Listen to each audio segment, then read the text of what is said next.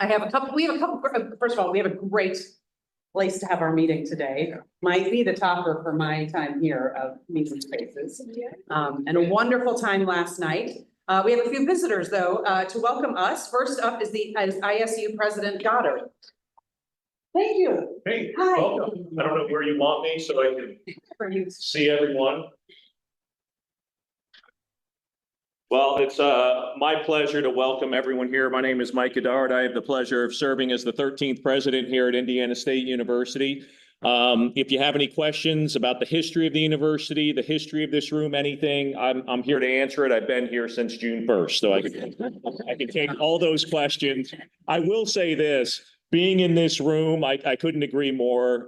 We have some great spaces on our campus, and I hope that those of you who haven't been on our campus yet, that you take the advantage at some point today to wander around in and out of some of our spaces in our buildings, say hi to our students, which is one of the things I thoroughly enjoy doing as well, and get to know them a little bit on the sidewalk is a lot of fun, and that's the benefit of being on a college campus.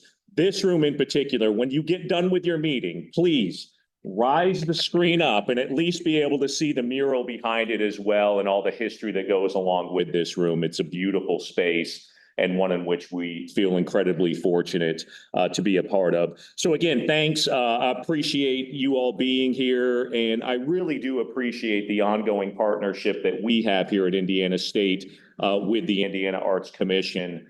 There's so much value that it brings, certainly to our faculty who are represented here with Azizi, who's here on the commission as well, but our students and what that means to our students. And I know the mayor's here as well, and he'll give a welcome here in just a minute, but to our community as well. That important in terms of advancing art education and just educating individuals throughout our campus in terms of the benefit of the visual and performing arts. You don't ever know the impact that has until oftentimes years or decades later when those students mention an experience that they were able to have because of this type of partnership that we're fortunate to just play a role in. So Zizi, thank you so much. Here's a leader on our campus who not only is a leader in the classroom with her students, but the experiential learning opportunities that she provides our students and the commitment that she has for their well-being as well. I got to meet, we probably met like my first week here or so. And it was, on an evening with, how old is your baby now? She's 7.5 months. Yeah. In tow, right? Meeting new prospective students and families and telling them all the great things that they're going to be able to experience here at Indiana State. So thank you. I want to express my gratitude for the support that the Indiana Arts Commission specifically provides some of our programs here. One is the Community School of the Arts. So when I was touring the campus during my interview process, and I'm walking through one of the buildings, I see this room and it's got a bunch of stuff in it. And I'm just like, what goes on in there? And they're like, oh, we bring community partners in and we use this space and it's a great educational space. So I ended up going into that space and talking to individuals in there for probably longer than what I should have. I took them away from their work, but probably 30, 45 minutes just hearing all the great things and programs that we do and all the number of students that not only we bring on our campus for summer camps and those types of things, but also during the academic year as well, and how our students play a role in that educational process and what enrichment that brings as well. Certainly our School of Music and everything that the Arts Commission does for them. And then new this year is the Department of Art and Design, and for the first time being a grant recipient to be able to help with a lot of the work that's going on there. So without this partnership, a lot of the things that we want to do with our students in terms of that experiential learning wouldn't be possible without this partnership. When I think about what we have in this community in terms of our arts district and in terms of the special things that we have and the connections that we're able to make. It really is unique in a lot of ways in a community the size of Terre Haute, and having 4 higher education institutions right here. And we are one of them, and the largest, of course, but we have great partnerships with our other 3 higher education institutions, and certainly a lot of the nonprofit agencies around the community as well. And anything we can do to help strengthen those partnerships through the work that you're doing, we want to be a part of that moving forward. Also wanted to say thank you to the arts, and I had to learn this one as well, because I'm like, what is this? The Ileana, right? And so I'm thinking to myself, okay, logically I can think through this having a PhD, right? That there's 2 states and you decided to kind of combine them together into Ileana, but that great synergy that we have with partners across the state line as well, and our geographical location makes a lot of sense, and really thankful that, again, that collaboration and that partnership is there so that we can all benefit from that. So really, just thank you. I appreciate the connectivity across all of our different areas. I appreciate the continued collaboration that we're able to have. Most importantly, the future of the partnership as we go forward and what that's going to mean for our students. And when we think about transformational change that can happen in a young person's life when they're on a college campus, it can't happen just alone from what we do. It has to be the entire community, the entire state, and ways in which we help drive the economic impact of what we do in terms of providing the state of Indiana with an educated workforce, and how that can transcend into entrepreneurial types of endeavors that our students are going to take a part in as we move forward. So thank you again. Welcome to campus, and hopefully you have a chance to wander around a little bit. Appreciate it. Thank you. Next up, we have a new Arts Commission Commissioner, Daniel Martinez, who I had a great conversation with earlier this week, joins us from Columbus. You want to say hello, Daniel, and tell us a little bit about yourself? I do, thank you. And I'm realizing that my headshot from IU, my hair is a little smaller than it was then, more recently shorn. I want to thank Anne, Maya, Andre, Austin, all for welcoming me in the last month, for making sure that I fill out my higher paperwork and sending me a great deal of information that I'm still going through. I'm extremely humbled, frankly, to have been offered the opportunity to be a commissioner for Region 9.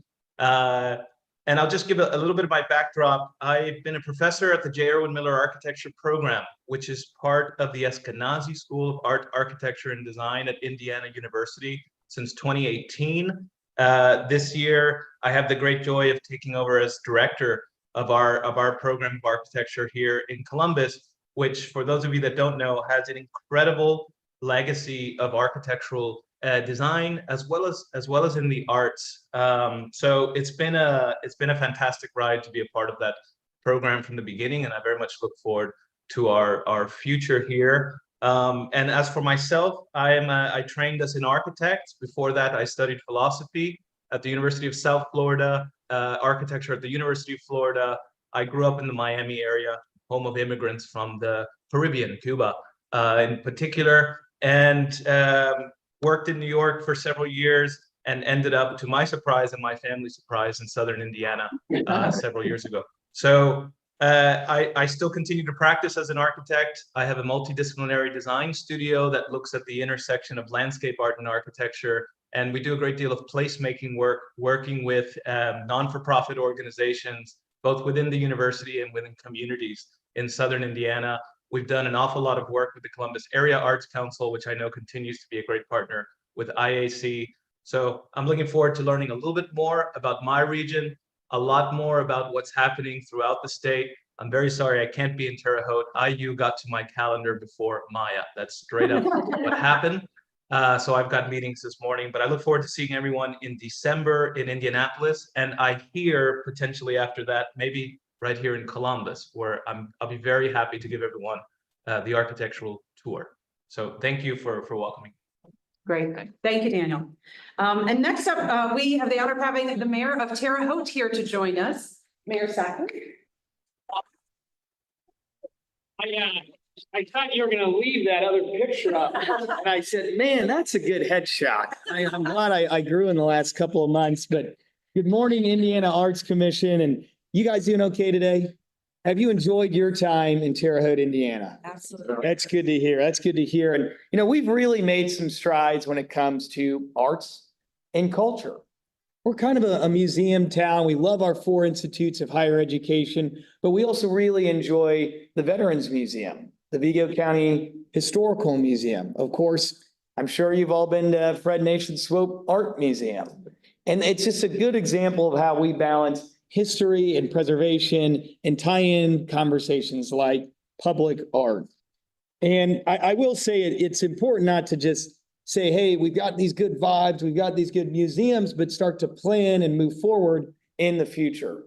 I'm really, really proud of the work that Arts Indiana has helped the city do. So John's here today, but John and Allie, what they're able to do with local government here, implement a 4140 wayfinding pedestrian project that ties together a university, a downtown, QR codes, because that is the rage still, and help guide our pedestrian traffic to our museums and our destinations of art.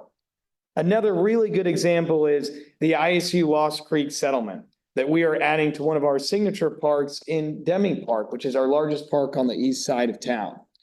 And a really good historic example is the George Ward Memorial that we recently added to Fairbanks Park, highlighting our city's negative sides of history and racial undertones, but also highlights where we've come since then and some of the accomplishments that individuals have had in the city of Terre Haute. To me, that sounds like placemaking, which is one of the key tenets of building a robust community. And we've seen across the state, I read all the articles, all the data projections, those darn donut counties keep growing, but some of us definitely have our challenges.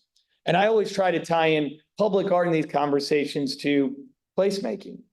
Some folks who go to Indianapolis a couple months out of the year really focus on return on investment, population growth, and they take a data form of the conversation. So I loop in this group and I loop in public art into that conversation based off of seniors and young families, right? These millennials and these boomers actually have a lot in common. You might not realize that based off of, how the news portrays it, but they've got a lot in common. They want to be able to eat, drink, walk, and shop all within a small radius. And we're seeing density come back into conversations in communities like Terre Haute, Indiana. So to the artists in the room who are considering, investing and bringing that leadership into communities, we ask you to come on down to Terre Haute, Indiana. We're a growing community. I'm sure you've seen, the Downtown Festival, that's for you, Dave. Right? But we're also planning a large future where we integrate public art into future projects. A great example is our Hertz Rose Park, a neighborhood that suffered from decades of neglect, the pandemic, generational poverty, is getting a $3 million makeover in their local park. Green space, flowers, outdoor art sculpture, aquatic water feature, indoor-outdoor shelter available for rent to the community and offered to free for multiple nonprofits within a 3-block radius. That all started because a couple of artists really wanted to add public art to a plan that was just going to add a slide. And that is the true power of when we bring in together groups like yours, the Indiana Arts Commission, municipal government, passionate individuals like John and Ellie and Fred here in town, and integrate students from Indiana State University into the planning and design. All of that happened, and we're proud to discuss it, but also proud to look forward to the future as we continue projects that come from the ideas that this commission brings to the table. So thank you for choosing Terre Haute, Indiana. We hope that you decide to come back. If you don't, we'll see you again for an Indiana State basketball game, one of our displays at ISU or at the Slope. And I look forward to welcoming you all again soon. Thank you.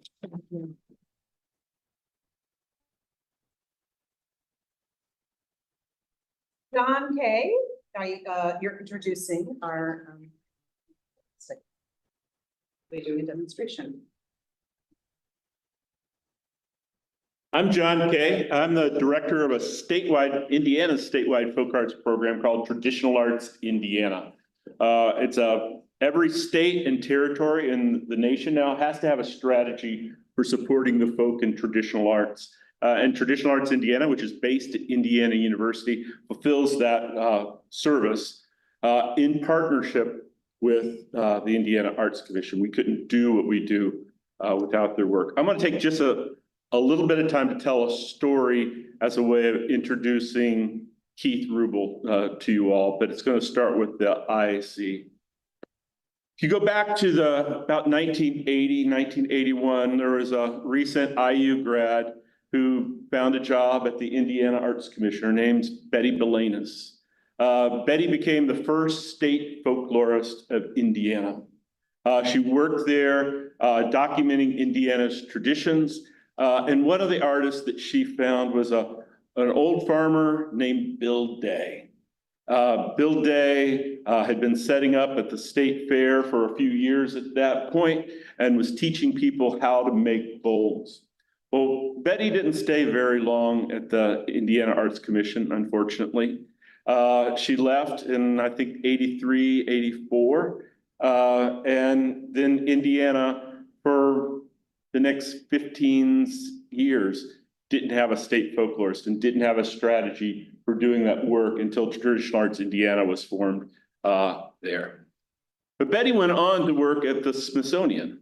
And when they did the Smithsonian Folklife Festival, and she became one of the curators there, she decided she was going to bring Bill Day to be at the Smithsonian. And he actually chopped bowls, made wooden hewn bowls, much like this one here, except for I think his were a lot bigger and maybe not quite so delicate and fine. Traditional.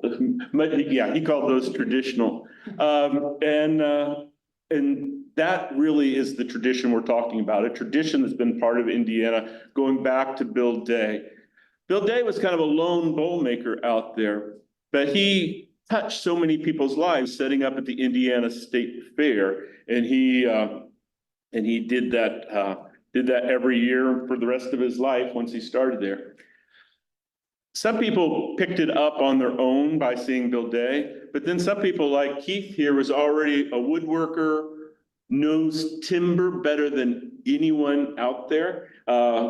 Former superintendent of Vigo County State Parks, knows more about preserving land and doing that great work than anyone.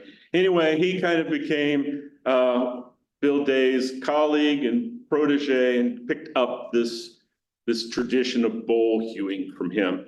You've been now setting up at the state fair and demonstrating bowl hewing for how many years? 47 years. 47 years. I point that out that that's significant in two ways. One is you and Ellsworth Christmas are the two oldest demonstrators at this point. And they're quickly reaching this age where there's so many people at the state fair who are no longer going to be able to do this after the next 20 years, I'm sure. Anyway, my point is we need to be encouraging more people to be involved in the arts and these types of handicrafts. We'll go forward now 20 years. We did a little exhibit here in Terre Haute last summer at the Swope Museum of Art. We brought in bowl hewers, most of whom either learned from Bill Day. All of the rest of them learned from this guy right here. Keith Rubel really helped spread this tradition of bowl hewing and sharing it with other people.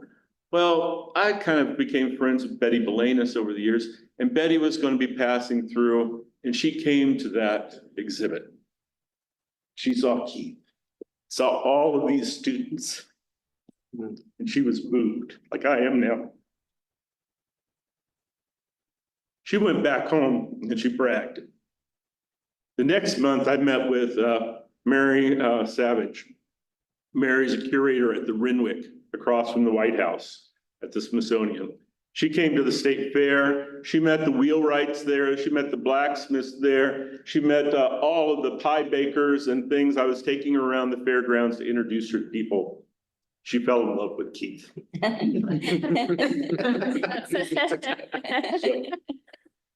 Keith, can you tell me a little bit about this bull here? Well, it's a piece of sycamore. And it's specially cut called quarter sawed. It shows that, can't see it back there, reflecting in the wood there.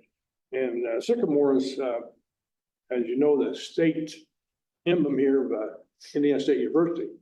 And I've been making these for over 40-some years. And I've enjoyed doing it, and it's kind of a delicate thing to make these bowls like this. But they're a lot of fun to make, and it's so relieves stress so much. And it's funny thing is a lot of people I've taught are doctors, and people who, you know, they have nothing else. They can't use power tools and things, but they find a lot of relief, stress making things like this. So, but it's a lot of fun to make, and I make a lot of traditional bowls, but most of the things I make now are things that more creative. I mean, all kinds of animals, farm animals, wildlife things, just things that I think will be important. Most of the young people, they do not like traditional bowls. Young people like things like this, you know, things that's kind of unique.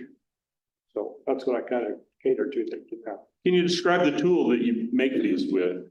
Yeah, this is, What store do you buy those from? you don't buy them. This is called ads. This was a claw hammer. The claw's been cut off. The head has been put in a blacksmith forge and drawn out into a chisel edge. So basically you chop with it, hew with it. And Bill Day, who used to have a place up in northern Indiana, he had it called the Chop Shop. And police actually came in there to check because he thought maybe automobile store in the back of that building. But anyway, this ads is a tool that uses a hew with. It's not carving, it's hewing. And it just takes a little bit of practice. I tell people, if you can drive a nail consistently, you can do that. You can learn how to do it. So, and it's amazing, the women are starting to pick this up.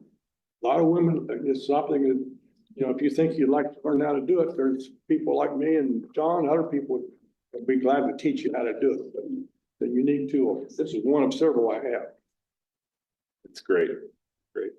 So this is Keith Rubel. I think he's a poster child for creative activity in later life, someone that really mentored me, not just in woodworking, but mentored me about my thinking and writing about creative aging. And so many of my ideas came from my talks with him over the past 20 years. So thank you, Keith. Keith is going to be chopping bowls out here during the break. So I want you all to come out there and see a sampling of his work and watch him work and ask him questions while we have our break at 10 o'clock. So Thank I'm you. going to stop. Thank you. Thank you. Thank you, John. I think, you know, I enjoy starting these meetings this way because it helps to center our work, because the rest of the meetings can be kind of dry. So it's really wonderful to just hear about the community that we're in, but also to see an artist at work. So thanks to everyone for that start.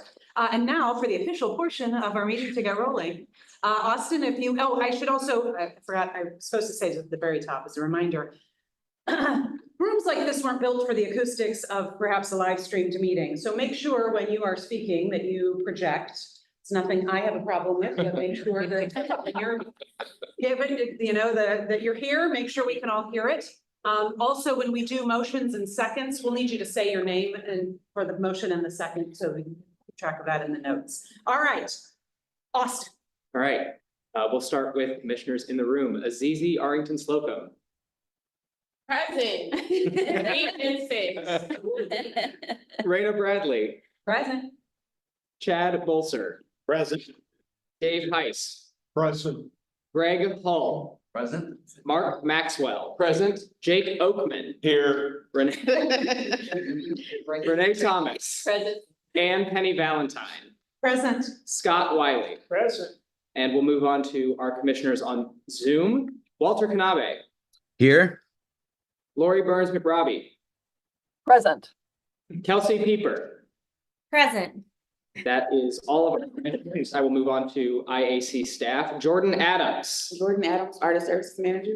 Eric Ashby, Eric Ashby, Grants and Research Manager.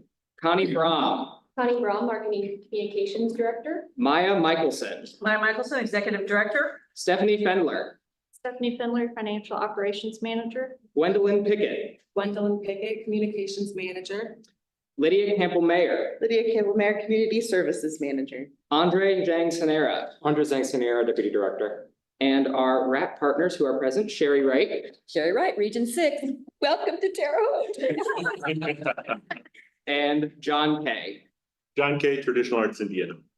Madam Chair, that is everyone. Excellent. You guys take good direction. Thank you. And next up, we have the approval of the agenda and the meeting minutes from June 14th, 2024, which everyone was provided in advance. Do we have any changes or corrections to make to the agenda or the meeting minutes? Seeing none, I will entertain a motion, reminder to say your name, to approve. Jake Oakman moves to approve. Scott Wiley, second. We have a motion and a second. We shall now call the roll. Azizi, Aye. Rena, Aye. Chad, Aye. Dave, Aye. Greg, Aye. Mark, Aye. Jake, Aye. Renee, Aye. Anne, Aye. Scott, Aye. Walter, Aye. Lori, Aye. Kelsey. Aye. Motion approved. Thank you. Next up, we have our consent agenda. The reports for review, fiscal year 26-27 budget preview, Arts Trust report, communications report, staff updates, and activity report, external partnerships update, every county funded update, lifelong arts update, fellowship for creative teaching 2024 guidelines change, fellowship for creative teaching 2025 program framework, and the Summer Institute for Creative Teaching report. Does anyone, would anyone like to move any item off of the consent agenda to be discussed later in the meeting? Okay, seeing none, I will entertain a motion to approve the consent agenda. So moved, Greg Hall. Second, Azizi Arrington Slocum. We have a motion and a second. We will now call the roll. Azizi, Aye. Rena, Aye. Chad, Aye. Dave, Aye. Greg, Aye. Mark, Aye. Jake, Aye. Renee. Step down. Oh, thank you. Anne, Aye. Scott, Aye. Walter, Aye. Lori, Aye. Kelsey, Aye. that is everyone except Renee. Motion carries. We're going to pause for a moment because we have another Terre Haute elected official who has joined us, Senator Greg Good. Greg and I first met a while ago when I was with Ivy Tech and Greg was with Indiana State University and now serves as state senator for this area. You got to meet some of us last night at the SWOPE, but welcome. And if you'd like to say a few words to the commission. Well, thank you all. Sorry for my tardiness. Was coming from the other side of downtown to honor a gentleman who just retired as editor of the Terre Haute Tribune Star, and we surprised him with the Sagamore of the Wabash to not only honor his legacy, but to honor local community journalism, something that we need more of, in my humble opinion. I had the opportunity to see some folks last night, and then you kindly invited me to your last meeting, which I'm so grateful. And I know you got a heavy agenda, but just one quick thought. We all have our ways, right, to get ourselves fired up and motivated sometimes in the morning if you're not necessarily a morning person. And one of the things that I like to do when I'm going to a meeting is I got to turn up the radio and listen to some rock music. And, you know, one of my favorite get going in high energy songs, The Romantics, What I Like About You. I'm in. Take it for us. Well, Okay. this is what I want you to like about Terre Haute. It is a community that every day punches above its weight. It is a community that, like every community, has its challenges. It is a community that is committed, although there are bumps in the road, to diversity and inclusion. It is a community with great pride that has institutions of higher education, and you're in one of our state's jewels. Because of not only great facilities like this, but because of great people and leaders like Zizi here to my right. She's loving all the attention. Right. She deserves it. She deserves it. It's a great community because of its commitment to the arts. And I see my friend Lainey behind me and just strong citizen leaders who put their financial resources behind their words of advocacy. So whether it was at the Swope Museum or our symphony orchestra or the beautiful sculpture, our work in integrating our natural resources like the Wabash River and trying to build upon that. That's what makes Terre Haute in West Central Indiana a really special place. And from the bottom of my heart, I'm so grateful that you all chose to be here to conduct your business. And I want to again thank each and every one of you for your commitment to the arts. I don't have to tell you, if we want to be globally competitive, we better make sure that we're focused on quality of place. And as I told you at the last meeting, and I'll continue to share, I want to be your champion, your advocate. I want to work to get you more money. We're counting on it. This is a means. What I like about you. You have fun. The tremendous return on the state's modest investment. Manifold. So thank you so much, and I'll be quiet and you can get back to your business, but it's great to see everybody. Wonderful. Okay, John, back to you. Again, sorry, I got a little emotional there. It's always Oh, you. Passion. very seldom your career kind of comes full circle with this. My name again is John Kay. I'm the Director of Traditional Arts Indiana. I've done that job for about 20 years. As I said before, Traditional Arts Indiana is one of 50 some odd other state folk life programs based around the United States and its territories. I've been there for 20 years. It's a partnership between Indiana University and the Indiana Arts Commission, and it's really a wonderful relationship we have. We exist to identify, document, and promote the folk and traditional arts of our state. And we do that through a variety of ways. We do conduct field research on various projects. We're just finished up a survey of creative aging in central Indiana, and I'll tell you in just a second a little bit about that work. We also do our statewide apprenticeship program, which will be funding again starting in October. We're doing the call out for that. And also our state heritage fellowships, which is intended to be the highest honor for a folk and traditional artist in the state, patterned after the National Endowment for the Arts National Heritage Fellowships, in hopes that we're going to be able to get more people from Indiana receiving that national recognition. A little bit more about the apprenticeship program and the Heritage Fellowship program. Every other year, we do a large celebration of our recipients of that work. I'm not sure if I've got enough. Maybe I should start down here just to make sure, and I'll bring you back around. And it's a way of bringing together to the Indiana University campus all the recipients of the State Heritage Fellowships. And I go into those home communities as well, and we do public presentations of those awards in those home communities.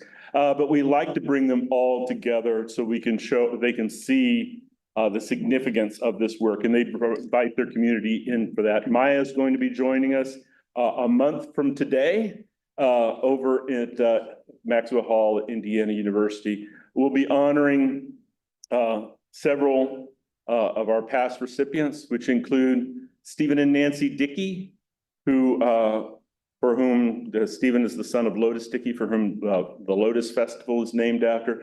He's kind of the cornerstone stone of music making in Orange County, Indiana today. He and his wife, jams happen in their home all the time. We also have Helen Kiesel, a German-American accordion player from down in Hauptstadt, Indiana, 87 years old.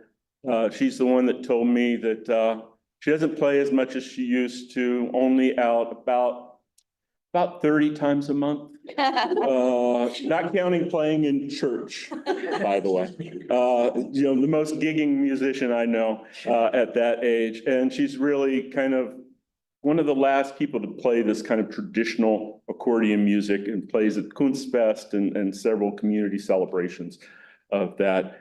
We also have, we'll be honoring Larry Haycraft. Larry Haycraft is a 5th generation hoop net maker. We featured him in the Netmaker documentary, which won an Indie Shorts documentary award. It was funded by Indiana Humanities. Really someone who's not just an advocate for this traditional art, but someone who's speaking out and trying to be someone to stand up about the condition of our rivers in the state, the invasive Asian carp and what it's doing to our natural species.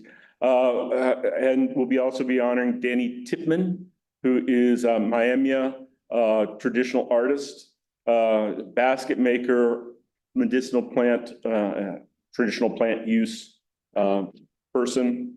Her family has always lived in northern Indiana, but she's a member of the Miami tribe of Oklahoma. I should point out that she also this year received a Taproot Fellowship. This is a brand new fellowship to honor folk and traditional arts. It comes from ACTA, which is a foundation in California. Each state had somebody. Danny ended up receiving this for us. It's $50,000 unrestricted for her to continue her traditional art, as well as to $10,000 to her community, which they're going to use for community food education and arts education in Fort Wayne. I could tell you about dozens and dozens of other people who are in our Heritage Fellowships and our apprenticeship program. But I just wanted to say all of that to encourage you all, come to this event if you can. It's really a wonderful time to celebrate. And if you want to feel good about the future of the folk and traditional arts, you get to see these master artists sitting alongside the people that they're teaching. People like Quan Wee, lion dance artist who's teaching lion dance to his community in Indianapolis, or Chinese stamp making from Xiaomin, or Burmese weaving and dyeing with Pian Ki and Pinasum. These are all important traditions of communities that brought them here and are continuing these traditional arts. We're going to have all of these people there presenting their traditional arts, and we're going to be celebrating them. So I thank the Arts Commission for their ongoing support of this type of programming and these types of resources, because it doesn't just fund individual artists. It lifts up whole communities to say, we see you, we value you, we know what you're trying to do in your home communities, and we want to support you in doing that work. So I'm very thankful about that. I'm a professor. I'm sorry I talk so long. I have one more thing I want to tell you about because it's happening tonight. And I do have plenty of these. We have an exhibit that's opening tonight. It features two Chin basket makers. There's Zope basket makers, refugees from Myanmar, left because their families were being persecuted for religious and ethnic reasons, for fear of genocide. They came here. Nai Chum came here 10 years ago, and he worked manual jobs for several years. But when he, doesn't say he retired, but when he's no longer working, he started taking the packing strips from the local warehouses and started weaving them into baskets the way he learned to do when he was a boy. Started making these for people in his community. He's separated from the rattan that the baskets were traditionally made out of. Through the work of Traditional Arts Indiana, thank you to the supports of the Indiana Arts Commission, we actually were able to fund for him to teach 15 Chin youths to make baskets. Really important work that we're doing here. They're not going to become basket makers, but perhaps when they're older adults, they could come back to this craft again in their life. So we're planting these seeds. That's a lot of the work that we're doing. Second, Reverend Cheole, he came here to visit his daughter right before the pandemic. The pandemic hit, he got trapped here. He never intended to leave his little village, but then the coup happened and his village got ransacked. And he was stuck, and now he's made a home for himself here in Indiana. And Reverend Lay is one of those people who's sitting down with teens and community members and guiding them in this practice of making these baskets from the material that would just be thrown away. They've made these beautiful baskets. Last night, after we did our big First Thursday festival, I took the two basket makers into the gallery to see the exhibit, and they started crying. They never dreamed that they would have something like that, thinking about where they were coming from. That's the work that Traditional Arts Indiana does. We try to lift up people and say, we see you, we value you. We know what you're trying to do with your community. Yeah, we fund individuals, we do projects with individuals, we feature individuals, but it's our way of serving whole communities in doing this. So please come to that if you have the opportunity. I'd love to have you run through the end of the month. It will be there when we have the awards ceremony. It'll be in the same building that we do that. I should take one more minute if I may.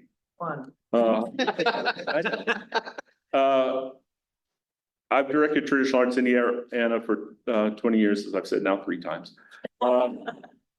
This last year, I was tagged to be the Executive Director for Arts and Humanities for Indiana University.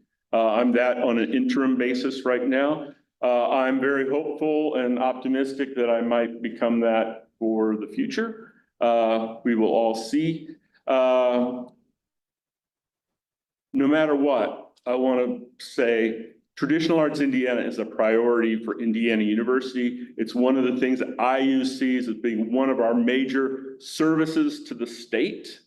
And it's something that I think that we can rest assured we're going to try to keep serving in the same types of ways for the years to come. So if anyone wants to ask me any questions about that, I'm happy to do that, but I thought some people might be concerned. So Laurie is asking for you to repeat the day for the event in Maxwell Hall. It is October the 4th. The apprenticeship teams will be there demonstrating starting at 5 o'clock. The award ceremony will start at 6 as well. The program for the exhibit is tonight. It starts at 5 o'clock with the demonstrators, the Pinai Chum and Reverend Lay. And then we'll have food from Kimu, a Burmese restaurant, which is really good. And that'll be tonight, last till 8 o'clock. Thank you. Thank you all.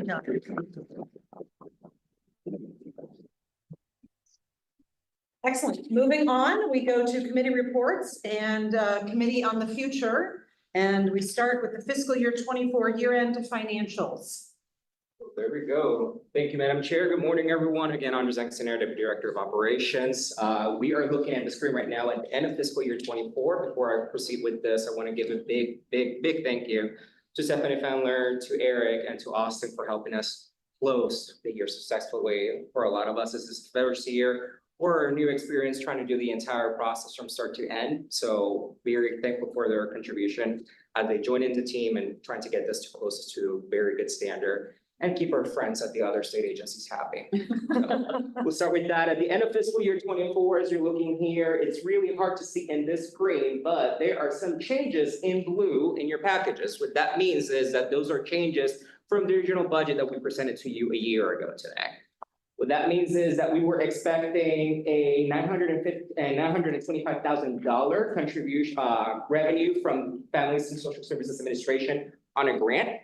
We received that, however, we received it at the very end of the fiscal year, so it didn't make sense for us to really account for it because we did not get those expenditures here in that fiscal year 24. I will come back to you all in December QVM meeting and we'll present to you a modified budget for fiscal year 25 that will include where we're using that. A lot of the resources that we utilized for fiscal year 24, we ended up using it for this program, and we're getting ourselves reimbursed from that program once we have available access to those funding. So again, that's gonna come back to you all. Another difference that we had in revenue, and we mentioned this a couple of times, we received a grant from the National Assembly of State Art Agencies for Lifelong Arts Organizations for $95,000. That's another difference in your expenditure, in your income, report that came in for that process. Moving there on the expenses overview, you are noticing this lovely number over here, $311,000 surplus. As much as I would like to say that all that money is available for us, state budget agency requires that there's a surplus, that it automatically goes back to the reserves. But I do want to clarify why it's 311. The changes that we have over there are mostly from our NEA grant. As a reminder for people here, we use money from the National Endowment for the Arts to pay for our point one. Point one is personal expenditures, salary. That money has to be separate from the remaining of the points from 2.2 to 0.9. So we have to use that money, and we did not use it because we have staff changes throughout the fiscal year. We have about 3 vacancies throughout the fiscal year. We have one right now, so that's money that we are saving up and we're moving to fiscal year 25, and you're gonna see that number again pop up on the next fiscal year report. So I just wanted to share that information. So that was a 9.3 decrease in staffing changes is due to personnel and benefit expenditures that we did not get to use. We're using it because it's a federal project from the next fiscal year, but then the remaining amount that was shortchanged, that goes to the state reserves, and we cannot access that. So I wanted to provide information for that. Questions so far? Great. The other changes that are here in the budget is our 0.3, that's professional services. Again, you see a big reduction number on that one. Originally, we had 833, it actually went 796. Again, we had planning of using professional services for that grant that we didn't receive. So that's why that's a reduction there. Same thing with a 0.7. We did not end up using grants that were needed for that program. And same also for 0.9, which is administrative costs and services that we have for the agency. Things like rental, things like paying panelists, things like paying professional services inside to do that program. We did not end up utilizing that because we did not use those services. So that's why you see that reduction in changes over there. And again, that $100,000 surplus, that's what goes back into the state reserves. So any questions about this before we submit it as an action item for approval for this body? Okay. I will entertain a motion to approve the fiscal year 24 year-end financials. Reminder to say your name when you're giving me motions. So moved, Dave Heist. Second, Chad Wilson. We have a motion and a second. We'll call the roll. Azizi. Aye. Raina. Aye. Chad. Aye. Dave. Aye. Greg. Aye. Mark. Aye. Jake. Aye. Ann. Aye. Scott. Aye. Walter. Is not there, correct. Lori. Aye. And Kelsey. Aye. Motion carries. Thank you, Madam Chair. Next up, fiscal year 25 year-to-date financials. Absolutely. So we started the beginning of the fiscal year in July. Hello and welcome back to class. So we're gonna go see over here the new budget, changes that came in, fiscal year 25 revenue increase. And again, we're talking about that carryover that come in from the fiscal year 2023, that $100,000 that I just showed you. Is showcased there. We had a slight increase on our NEA award for $5,000 that goes through our program for Poetry Out Loud. So that money is out there. Other changes that we have right now, expenses we are on track. I do want to say that if you see our 0.1 is a little bit high, is because July had 3 pay periods, not 2. So that's why it's a little bit bigger. Other things to consider that we're not going to get a clear view of 0.1 until we do the new hiring for the position. We also just finished our 2 wonderful summer interns, Bryn Patrick and Victory Sampson. This also came from that 0.1. So we're going to have a real clear view of how much of the expenditures and everything else once we are fully staffed again, which we are pending, and more on that at the end of the meeting. In terms of consultancies and program, we're points 2, 3, and 4. We are on track. Point 7 for grants, we're good and on track. We're trying to have everything expended or at least PO'd by the end of Q3. So we're doing really good progress in that. And then the remaining of the program, everything else is scheduled as it is. Any questions so far from the commissioners before we submit this for approval? Okay. I will entertain a motion to approve the fiscal year 25 year-to-date financials. So moved. Raina Bradley. Second, Jake Oakley. We have a motion and a second. Please call the roll. Azizi. Aye. Raina. Aye. Chad. Aye. Dave. Aye. Greg. Aye. Mark. Aye. Jake. Aye. Ann. Aye. Scott. Aye. Lori. Aye. Kelsey. Aye. Motion carries. Thank you. Thank you all. Thank you. Low digit plate policy, Connie. All right. Hello, everyone. In your materials, you have a new policy that is being proposed. This policy is for the administration of low digit plates for the Celebrate the Arts license plate, which is under the Arts Commission's purview. This is really a formalization of practices that have already been in place by the Arts Commission. But the first part of this policy is to document the process for IAC commissioners and staff members to receive a low digit plate. And then the second part of the policy is to create a uniform process for members of the public should anyone request a low digit plate. It establishes that all requests will be heard by the Committee on the Future, which establishes a uniform process and timeline for all members of the public so that they can know what to expect and we are able to treat all requests equally. Does anyone have any questions about the low digit plate policy? If not, Okay, turn to you. no questions. I will entertain a motion to approve the low digit plate policy. The lawyer Scott Wiley happily moves such. Lori, second. It's words. Oh, thank you. We will please call the roll. Azizi. Aye. Raina. Aye. Chad. Aye. Dave. Aye. Greg. Aye. Mark. Aye. Jake. Aye. Ann. Aye. Scott. Aye. Lori. Aye. Kelsey. Aye. Motion carries. Thank you. We'll encourage everybody to order their plates too. People in this room. I mean, I have 2 arts plates. I just don't have a low digit plate. It's okay. All right, okay, it's coming up for renewal. All right. Eric, please take it away. Thank you. Good morning, everyone. I'm coming back to you today with a key performance indicator report. As a recap, some context, we have our strategic framework that had 5 impacts. And to measure those impacts, I came to you with some key performance indicators to help give us a sign of how are we progressing toward achieving those impacts in the strategic framework. And then step 2 was, what are some baseline metrics? Where are we at currently with those key performance indicators? And now I'm coming to you with an update since the last time we talked about our key performance indicators. So we came with baselines. We have the targets for what we're looking to hit by the end of fiscal year 25. And this will include updates based on the final report that came in July from arts project support and arts organizations. For our first impact about people and communities having access to arts experiences, the measure that we have an update on here, the number of activities in counties that were taking place. And the FY24 number, we averaged 7 arts activities per county. The target is around 8. Not all of our programs are done yet, so we expect to still reach that number. So that's tracking pretty similarly with what we've seen in previous years. Oops. Impact 2, new populations of Hoosiers experience meaningful learning and engagement with arts and creativity. One of the things we're looking at here are first-time grantees. We had about 109 in FY25, which is a little bit down from FY24.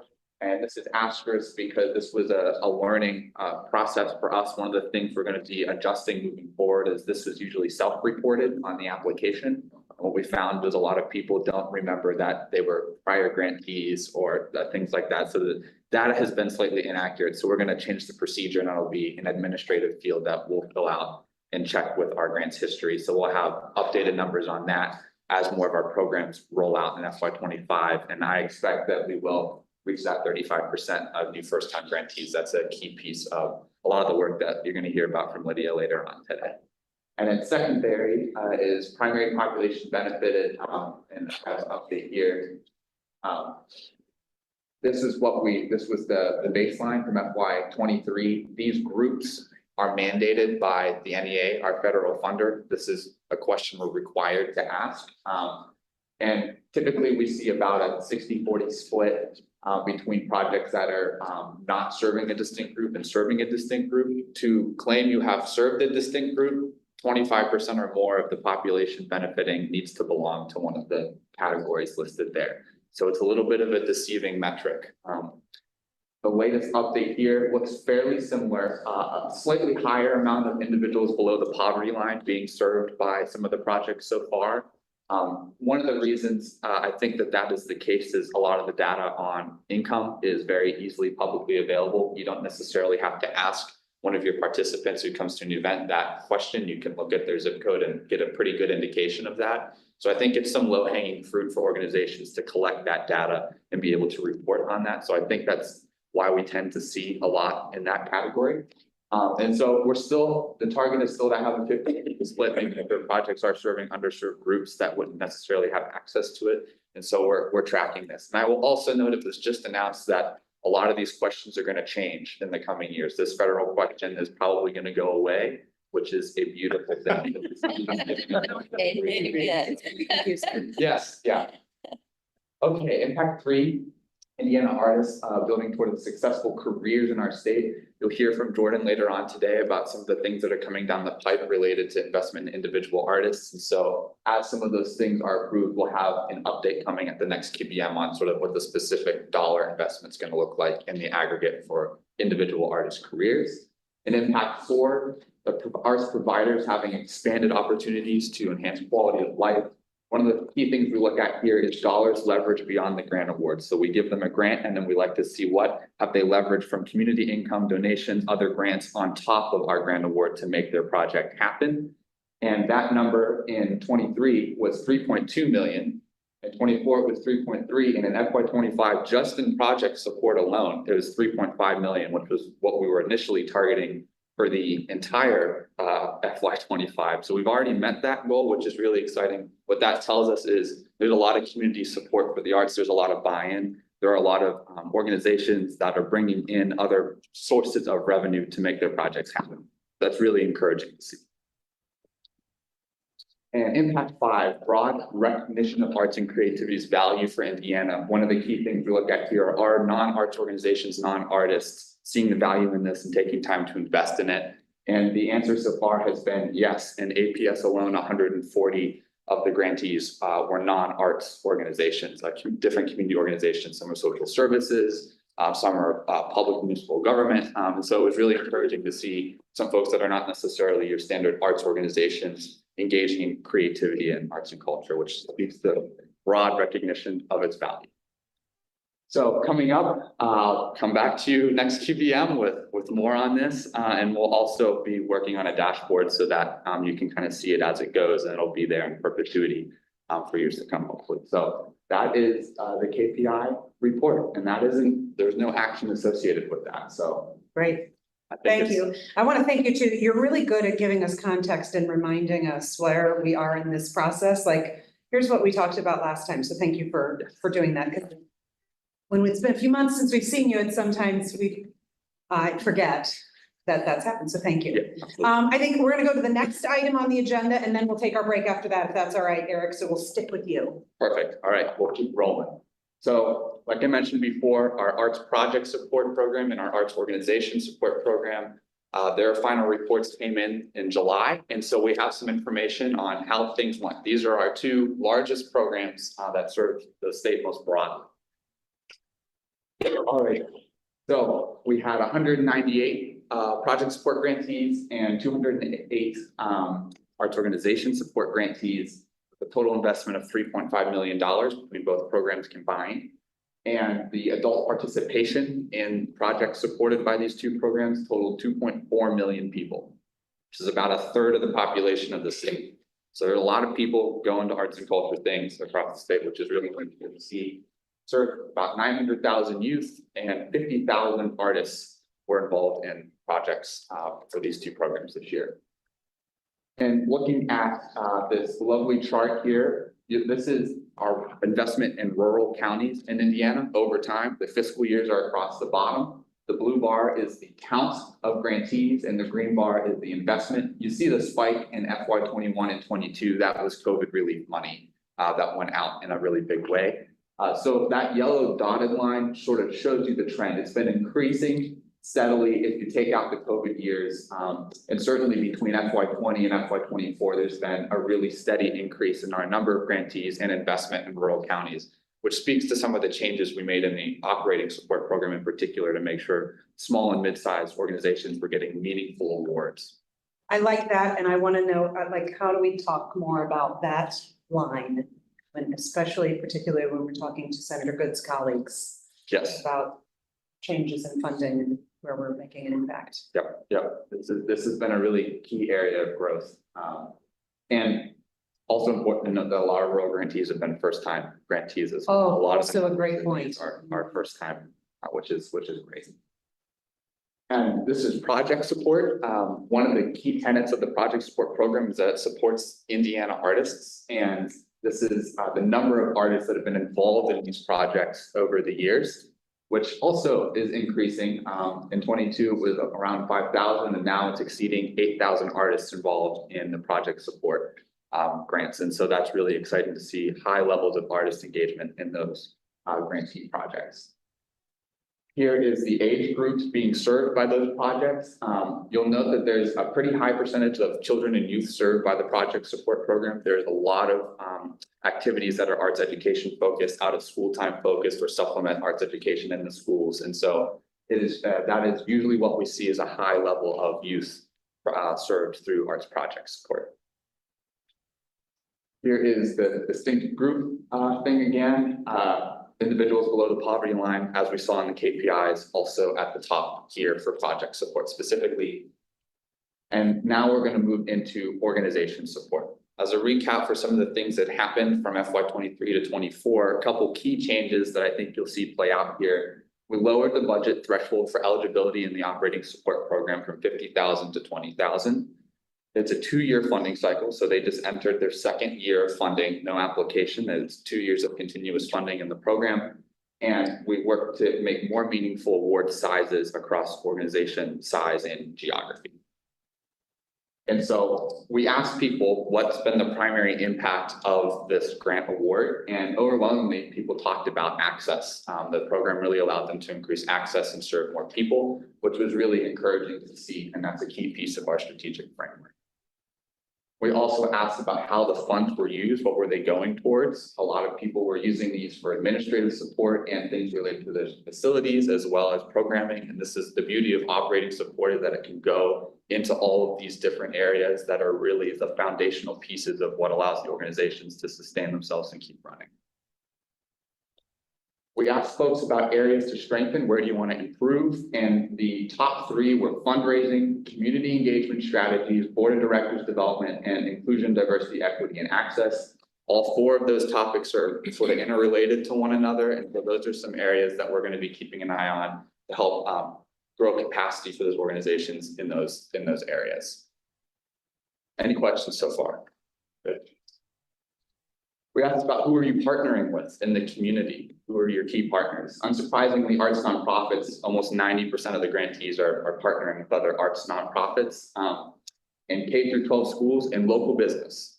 Local business is a huge partner for arts nonprofits, and that really came out here as there's almost 80%, over 3/4 of the grantees are partnering with local business. So that speaks to the importance of community and the local economy in supporting the arts and the symbiotic relationship they have with each other. One thing I'd like to call attention to is economic development organizations are down there at the bottom, which was surprising to see. And I think was continued work happens with Ready 2.0 and our continuing conversations with the IEDC. I expect that we'll see that number move up in the future. Okay. Eric, one thing that you might want to consider on that. Speak louder, please. My name's Chad Bolser and I'm from Region 5. Now, one thing you might want to think about on that is when you say local government and economic development organizations, I think the larger population would not differentiate between the two. They're all seen as a part of it. So because I was surprised with the local government where you're at. Yeah. Especially in rural areas, that's a single office sort of, hey, this person might be something that you want to define for folks moving forward. That's a great point. Thank you. Okay, maybe there's, oh, it shows up. Cool. Thanks. Okay, so I wanted to share a couple quotes from the final reports that I think speaks to some of the value of the changes we made in the operating support program. And this is for Arts for Lawrence, Lawrence, Indiana, a kind of little east of Samari County. east of Indianapolis. And location of our December. And they said, thanks to this funding, we were able to make sure our hardworking team and artists were paid fairly, which meant we could keep offering the programs our community loves. It also gave us the administrative support we needed to handle the day-to-day stuff more efficiently, so we had more time and energy to focus on creating and delivering some awesome arts experiences, which is key. We want to make sure that the staff at these organizations can focus on the mission work and some of the things like facility and fixes and things like that we can help support so that they can really be in community and making that impact. This is from Indy Convergence in Indianapolis. It's really the planning for the future. Some folks put these funds toward strategic planning. Operational support gave Indy Convergence time and resources to discover the organization's next steps through thoughtful planning and engagement with our community and partners. Without support like AOS, this thoughtful and strategic planning would not be possible. So some folks are using this to plan for the future sustainability, another really wonderful use of this grant program. This is from the Batesville Area Arts Council, which is a pretty rural area in the state, and they talked about supporting arts education, and specifically in areas like this, some of the arts education resources in the school system aren't as robust. And so they talked about in 23-24, the funding was used to support our organization, allowing us to bring multiple visiting artists to the area schools, benefiting 2,500 students, as well as provide many public arts offerings to the entire community. And then this is from the Dearborn Highlands Arts Council, another rural area of the state, talked about growing audiences and tourism in their community. And they talked about these funds enabled them to reach new goals and more inclusive audiences. They expanded programming and welcomed almost 5,000 visitors through bi-monthly exhibits. And in addition, the collaboration with the Lawrenceburg Public Library in the summer reading program brought 370 visitors to the library, which was wonderful to see. So great to see the tourism aspect and growing more audiences. Then we have the Shawnee Theater in Greene County and talked about supporting artists directly. We're lucky to have the Shawnee in our community, and the grant money was one of the sole reasons we had such an incredible season, bringing in record crowds. Without it, we would not have been able to bring in the amazing talent that we were honored to have. Some people are dumping this money directly into their programming to bring meaningful acts to their communities. And last but certainly not least is the Terre Haute Symphony Association right here. And they just have a wonderful quote here. We proudly sold out 3 of our 5 regular season concerts, which included our annual holiday performance, a concert celebrating the total solar eclipse that passed through Terre Haute, and a fun event with the Texas tenors from America's Got Talent. We also had our highest number of season tickets ever with 846, of which we had our highest number, of which 183 were new. With the increased AOS grant, we have been able to expand the impact of our educational and free community engagement programming. Well over half of our programming is education and community engagement. We are so grateful for the support from the IAC, NEA, and our regional partner, Artsiliana, for making our impact possible in Terre Haute and the Wabash Valley. So this is what the AOS program does. And a couple just last thing, beyond the numbers, a lot of staff turnover across the area, across the regions. Some organizations running a deficit in AOS, project budgets are rising, things are expensive, inflation is a thing, and that's been tough. And definitely a lot of arts education projects we're seeing, and APS in particular. But as you saw from those quotes, people are making it happen, and people are engaging with their communities, and the arts are going on. And so it's really encouraging to see. And we have a ton of great photos on the Flickr account from all of these grantees, which we can share out to people so you can see more fun photos. So that is it. Thank you all for listening to me ramble on here. Appreciate it. Great work. Okay, I think we are now gonna take our break. It's 10:12. Or 10:20. Okay, 10:25, we shall return. 10:25. We are on a break. And reminder, Oh, yeah. out in the hallway demonstrating, so be sure to take and visit him, please. And Oh, yeah. Anyone, any commissioners like to come?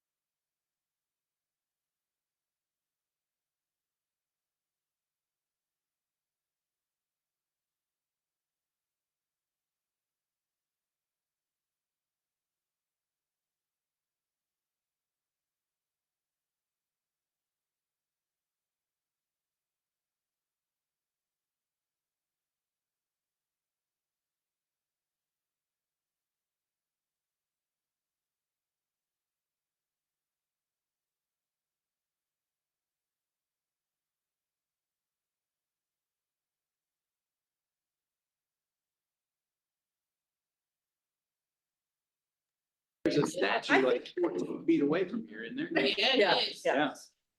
That's awesome. I've offered a lot of commentary about the bureaus outside of the Sports Illustrated cover, but we can get to that later.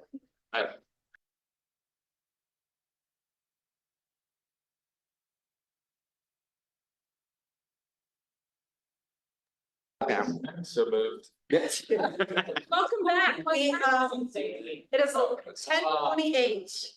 We return to the quarterly business meeting of the Indiana Arts Commission, and Maya is up with the fiscal year 26-27 AOS framework.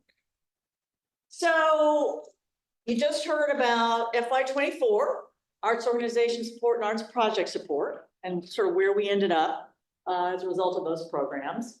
Eric mentioned our FY 25 arts organization support and arts project support programs are ongoing. Now we're going to look ahead, and in this next series of several presentations, you will approve frameworks for programs technically 2.5 sort of existing programs and several new programs. And as a reminder, in the before times, as in before this meeting, commission would approve guidelines for a program. So we would say we were doing a program, we would write up the guidelines, had all the rules and all that, and the commission would approve it. And then the program would launch. We have now moved to the commission approving frameworks, which is sort of 40,000-foot view of a program. Talks about who's eligible, dollar amount for grants, grant period. If there are changes, if it's an existing program or an ongoing program changes that we're proposing and so forth, what outcomes we're seeking and so forth. Commission approves that, hopefully, and then the staff goes in, builds the guidelines, works on the criteria, does all the things that make a program happen. And by doing it this way, it allows us as staff to do some iteration on program development before a program officially launches to the public. So it gives us some more flexibility as it relates to sort of making some minor tweaks in a program that often we would discover after the guidelines had been approved and it was like, oh my gosh, we've locked ourselves into this and we got to figure out how to make it work. So anyway, so that's why we're doing it the way we're doing it. Okay, so right now we're going to talk about the Arts Organization Support FY 26-27 framework. Just as a quick reminder, it's a grant program that supports arts organizations that identify as arts organizations that provide funding and activities for their communities. It's open every other year, so it's a 2-year program, as Eric mentioned. The goal is to make a wide range of arts organizations, make funding available to a wide range of arts organizations to do high quality artistic experiences through equity distributed and meaningful grant awards. 2 program outcomes. These are from our strategic framework, that people in communities have access to arts experiences in every Indiana county, and that Indiana's arts providers have expanded opportunities to enhance the quality of life in their communities. Again, tied directly from the strategic framework. Grant period is 2 years, from July 1 of next year to June 30th, 2027. It's a 2-year program. Grant awards are based on the organization's budget size and the score of the reviewer or the panelists. Can't set a hard number on this yet on grant awards because we don't know what our budget's going to be for FY 26, right? But traditionally, grant award sizes have ranged between $4,000 to $25,000. We anticipate that will be largely looking in FY 26. Here are the changes that we are recommending for this program for FY 26-27. Used to be that we defined an arts organization as an arts organization that programmed year-round, as in they had to have something going on, if not every month, then almost every month. We heard back from arts organizations, especially those that they may have board meetings throughout the year, or they may do other sorts of activities, but maybe they only do 1 big event or 2 big events in the year. They asked for more flexibility to be included in this program. So we have a set of criteria that defines internally what an arts organization is. That will continue, but we are no longer requiring, or we are recommending that we no longer require year-round public arts activity to be considered an arts organization. Second eligibility change that we're recommending, we used to bring together a group of commissioners to make a determination. We are now recommending that staff take that initial pass, and if we need additional support, or we have questions or need clarification, that we would reach out to commissioners to help us with that. And then lastly, organizations that aren't funded through this program may apply for arts project support. And you may wonder, why does that matter? That will come up here in a minute, and I will tell you why. Applicant review. We have always done public panels, as in panelists review the applications, and then we have a Zoom-based public review panel meeting that we used to record, and we would post, and applicants could see after. We are recommending that we continue to do the live grant panel meetings, but we're no longer going to record them. And the reason for that is it's a lot of work for us. And although we recognize that giving people the opportunity to watch in real time is important. We are committed to continuing to do that for this program, at least on the short term. We want to be able to offer our programs more frequently. And so we've got to strip away some of those things that we are sometimes just doing because we've always done it that way. So this is a change that we're recommending. Folks will still be able to dial in at a prescribed time. As I've said, it's like 1975 Saturday Night Live. If you didn't watch it at 11:30, you didn't get to see it. And it's going to be, and our panels for AOS are going to be like this next time around. So those are the major changes. Again, this is just a sort of a description, a reiteration of what we're recommending. But this is an action item. Happy to answer any questions about changes to this program for FY 26-27. It's our largest budget program. We spend the most on it than we do any of our other programs. And we think about the arts ecosystem, it provides stability to arts organizations that are making those arts experiences available to folks from around the state year round. Any questions? This is an action item. Seeing no questions, I will entertain a motion to approve the fiscal year 26-27 AOS framework. So moved, Azizi and Tinslow. Second. Lori, second. Oh. We have a motion and a second. Please call the roll. Azizi. Aye. Raina.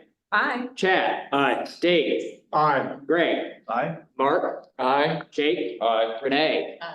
Ann. Aye. Scott. Aye. Lori. Aye. Kelsey. Aye.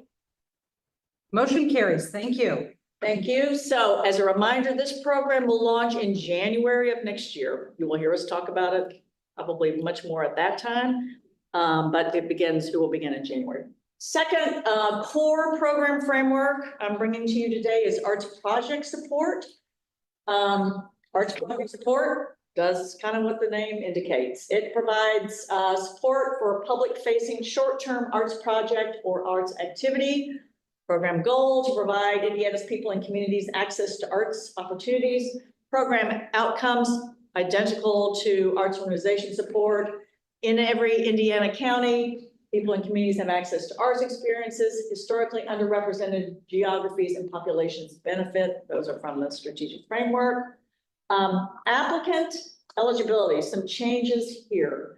Nonprofit arts organizations in any arts discipline, nonprofit entities such as schools, libraries, units of local government, public and private schools, colleges and universities, and there's some changes to the colleges and university eligibility that I'll talk about in just a second. Here's the big one. Here's the big reveal for FY 26. We are recommending 2 grant cycles. Okay, a spring cycle, which is when we've always offered it, and then a fall cycle, which will run on the calendar year, January 1 through December 31st of 2026. Grant award amount, awards will not exceed 4,000. Funded applications will receive the full amount requested. We are recommending 2 grant cycles, which again, I cannot tell you how earth-shattering that is for us here at the Mission to offer this program twice a year. But when we did the arts project support evaluation of this program, about a year and a half, 2 years ago.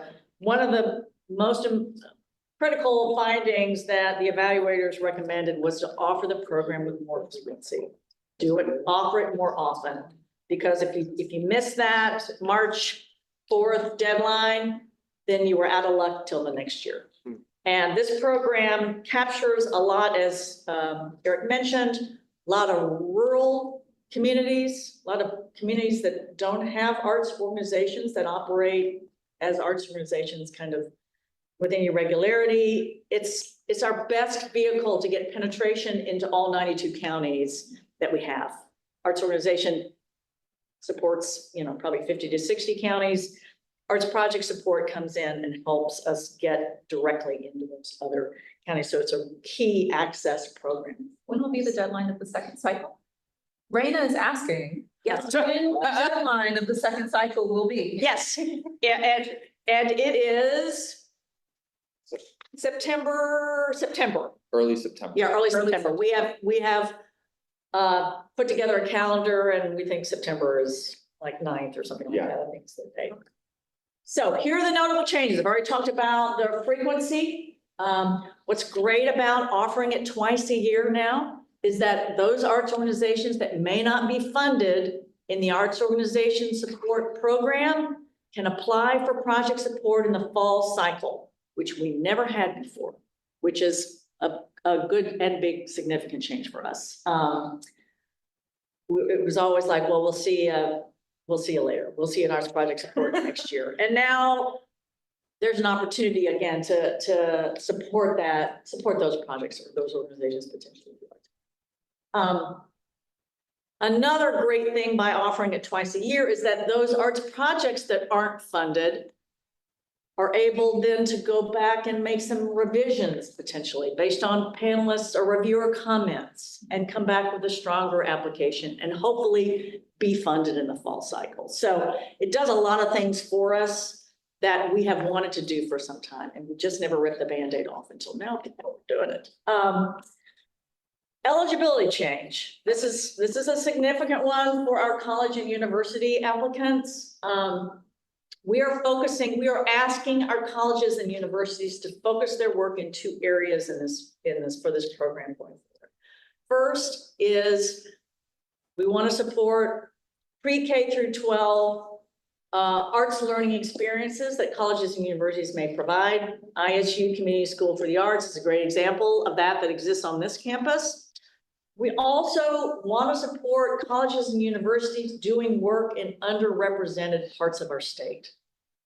That's, again, from an access standpoint, that's key and critical for us. And we will be putting together a map of low access areas in the state that we will be encouraging colleges and universities to contemplate as it relates to where they might do a project.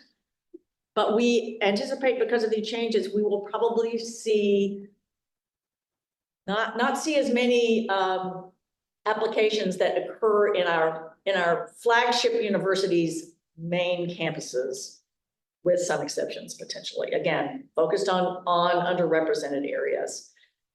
Again, we're trying to think about access broadly and who, which providers might have the ability to pivot and think about underrepresented areas versus some of those that. Here is another significant change in arts project support. Similar to arts organization support, identical to it, we did public grant panels, as in you're an applicant, you dialed in at 11 a.m. on Thursday, and you watched reviewers review your application in real time. We are no longer going to do live panels or any panel meetings for arts project support. We will still engage reviewers. They will still, external reviewers, they will review the applications, they will score them, they will put comments in our online grant system, but we will no longer be doing a public panel meeting. The reason for that, well, there are a lot of reasons. We're short on time, so I won't give them all to you. But the most important one for us is it allows us to do this program, to offer it twice in a year, because it's an extraordinary amount of time to recruit and train up and conduct public panel meetings. And so we're really focusing on access. We're focusing on making this program more accessible. Therefore, we dispensed with that part of, for that program in particular. And I will tell you, nationally, it tracks with what a lot of other state arts agencies are doing around the review process. We will be gathering with our colleagues around the country in October for our national conference for state arts agencies. And I anticipate conversation around panelists and the review process is going to be kind of top of mind because we're all kind of in this place as it relates to that. So those are the big changes in arts project support and in the framework. So this is an action item. I'm happy to entertain any questions, concerns, thoughts that you might have around changes to this program. Just a thought, thank you for hearing the feedback, making adjustments for this, aligning it with the strategy that the overall program has. Yeah, I think it's, I agree with that. It was needed. And I'm glad you've made that choice. You know, you guys move very slow. It's, As most government does. It does, and I didn't know this. I had no clue because I've never involved in any of this, but I understand how slow it moves. And so to do this makes a lot of sense. But I'm glad it's done and it's going that direction. Great, thank you. Yep. I think probably some folks on staff might say, remember pretty fast, so I appreciate that. Oh, well, not compared to my world. It's changed like that. Good perspective. Yes. Okay, I will entertain a motion to approve the fiscal year 26 APS framework. So moved, Dave Heiss. Second, Chad Wilson. We have a motion and a second. Please call the roll. All right, Azizi, Aye. Raina, Aye. Chad, Aye. Dave, Aye. Greg, Aye. Mark, Hi. Jake, Aye. Renee, Aye. Ann, Aye. Scott, Aye. Lori, Aye. Kelsey. Aye. Motion carries. Next up, we have the Creative Convergence Framework. Good morning. Good morning. I was noticing where I can be in the. All right, so I am presenting a framework for the third iteration of Creative Convergence. This is not a new program, just some slight changes. Creative Convergence is a capacity building program that we hold. And it is held in partnership with the Indiana Communities Institute at Ball State University. The program was really designed to develop this team model to build out the arts for economic development or artistic development and community development. The program itself consists of a 2-day training. With your approval, the next workshop would happen November 21st through 22nd in Fishers, Indiana. And it brings together a team of 3 to 4 people. The team needs to consist of one person from an economic development, local government or business entity, somebody from a civic organization, most commonly from a community foundation or a nonprofit arts organization, and someone who is a local artist or creative in the community. Those 3 people come together, they receive a $1,000 stipend to help cover their costs for transportation, hotel, and opportunity costs, not being able to work those 2 days. And then they become eligible to take what they've learned and receive a $10,000 action grant to put their program into their community. An important part of this is that it is a cohort model. So there is ongoing mentorship from both myself at the Indiana Arts Commission and then our partners at the Indiana Communities Institute. As I mentioned, this is the 3rd iteration of this project. We piloted in 2023, held one in April of this year. And again, we're just going to ask for your approval for the framework. Again, it's a $10,000 grant. We will have a maximum of 10 communities, so a total of $100,000. The grant period will take place from March 1st through February 2025 through February 28, 2026. And the pictures there are a few examples of what people have done with their grants in the past. Dillsboro leveraged their grant to open an art center, which is very active and amazing. And Bedford used their grant to create a public art project, creating little free art galleries all around the community. And we currently have 11 projects still in operation now. Notable changes for the framework for this round are that we are opening up this program to a competitive application process. Whereas previously we were reaching out and inviting communities directly. We have a list of 21 communities that have already expressed interest. We can accept 10. And so we are going to add a workshop application. This will also help us gauge and understand how much interest there is in this program, which really can help us build a case to provide the program in the future. It will be publicly advertised as part of that competitive application.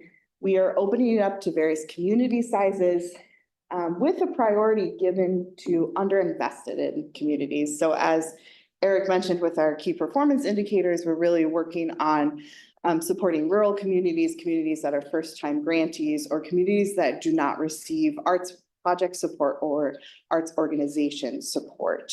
So if those communities were to apply for this, they would be given priority in the selection process.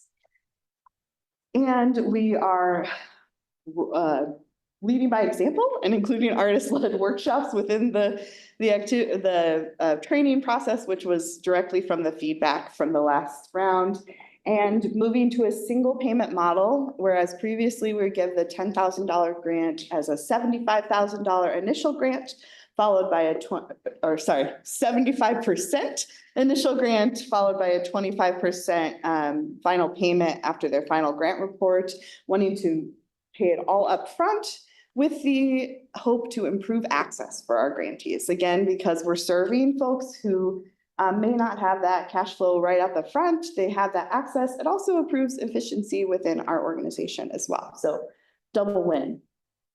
All right, are there any questions about that? It's an action item. It's an action item. Seeing no questions, I will entertain a motion to approve the Creative Convergence Framework. Chad Bolser, so moved. Jay Goodman, second. Sorry, I'm bad. We have a motion and a second. Please call the roll. Azizi, Aye. Raina, Aye. Chad, Aye. Dave, Aye. Greg, Aye. Mark, Aye. Jake, Aye. Renee, Aye. Ann, Aye. Scott, Aye. Lori, Aye. Kelsey. Aye. Motion carries. Thank you. We will have. More Lydia. Yay, 10 happy communities. All right, so this next item is not an action item, but I will be inviting your feedback at the end of the presentation. So our Creative Community Pathways program encompasses our Cultural Districts program, which includes the Cultural District here, the 4140 Cultural District and Cultural Arts Design District in Terre Haute. And this program has been on hiatus for a while. So I'm inheriting this program from Paige Sharp. And what the program is, in short, is supports creative community developed through a series of special recognitions. The one most people know is Cultural District designation. It's a tiered program, so you can start one place on the pathway and move up and kind of encourage your growth. In 2023, there was a review of this program by the Indiana Communities Institute and an independent consultant, Sarah Peterson. And from that review, there was identified that this program really needs to take a short break to refine itself and then come back with full strength. So I am helping with this process. What it looks like now is a nice Indiana Country Road pathway. So step one is a self-assessment for communities where they're really evaluating the arts within their community. Step two is where they are drafting a letter of intent and really outlining what the assets of the arts are in their space. Step three, which will be new, is this Spotlight community designation. So it'll have a nicer artist design and not my little spotlight symbol there. Once communities receive that Spotlight designation, then they can go up to apply to be a cultural district. I think it's important to note that Spotlight communities are intended to recognize communities of all sizes doing really great, amazing work. that maybe don't have the means to become a cultural district, and maybe they do eventually. So we won't know until we get their applications. Step 5 is again our most robust and present designation now, which is cultural districts, and we have 12 of them so far.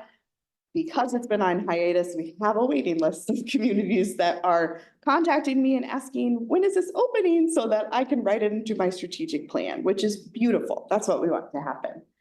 And then step 6, which will be, again, this new gold star standard with beautiful artist design logo, is a community where the arts are fully embedded in every element. So this includes not only having arts for economic development, say a downtown cultural district, but really the arts are showing up in schools. The arts are being used creatively for public interventions such as public health, which is something that people are really talking about and interested in. The hope is that this really encourages communities to keep growing, to keep innovating, and really become leaders within their spaces. All right, so the overall goal by redesigning this pathway is that we want to strengthen this program so that any community can identify where they are on the pathway and what resources are available to them. We, through the research, found kind of a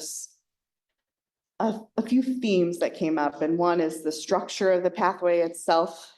The next theme is the resources that are available to the communities along this pathway. And the third is how do they sustain themselves once they get this designation. So briefly, I'll just go over some of these needs that were expressed through the research and through listening sessions with communities. First is structure. We need to make this application process as user-friendly as possible, and we need a really clear orientation process. We want to look at recertification and renewal processes, which we don't currently have, but are available in different states with similar cultural districts, for example. So how do you keep these certifications up to date?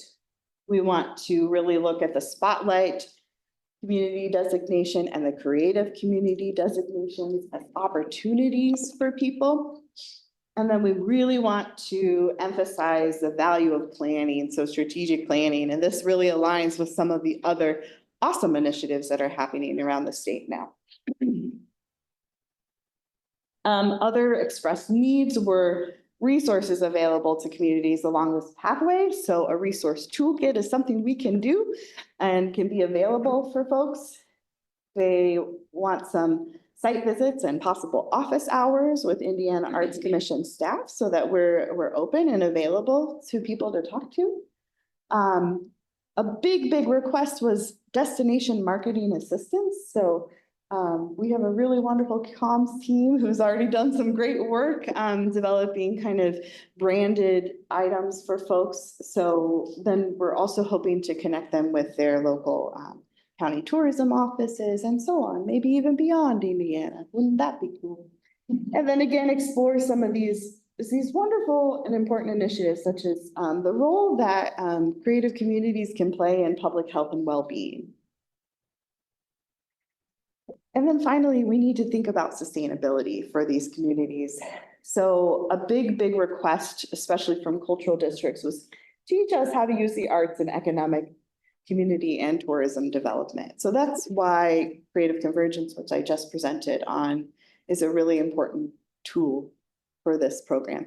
So we're really kind of empowering these organizations or equipping them with the knowledge that they need to just move forward independently.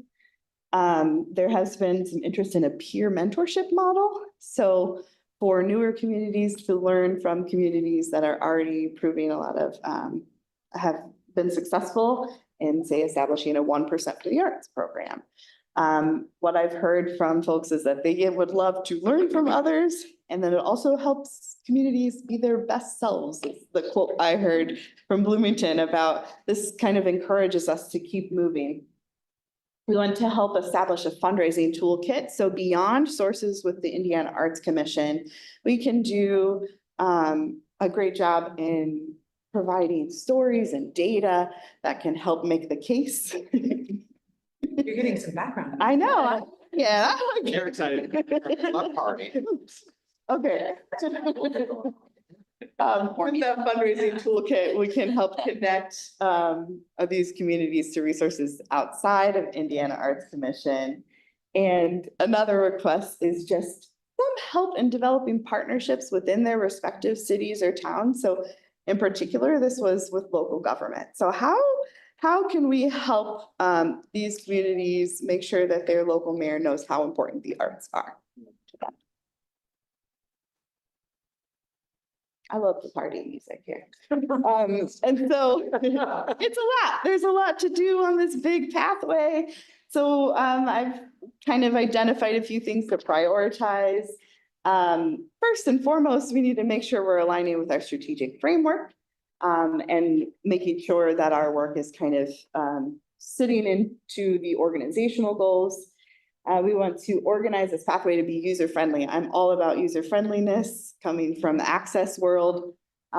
We want to align this community pathway with already existing programs, both through the Indiana Arts Commission, like our Creative Convergence program, and then all other initiatives such as Ready 2.0, which is a big deal and a big opportunity for people.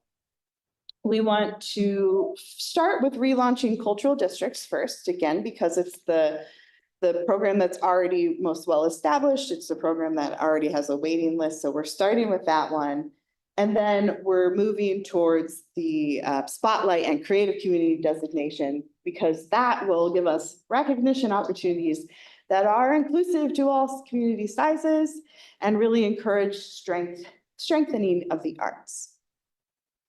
And importantly, we are leaning towards capacity building and planning over grant funds. So that's something to pay attention to. The program redevelopment's coming in 3 phases. Phase 1, we are already in. So reviewing research, feedback meetings. So I've been having individual meetings with folks, and then I'm also going to reconvene this awesome working group of Commissioner Hull, Commissioner Knabe, and Dr. Commissioner Bolzer to get their feedback, because they worked with Paige on this. Moving away.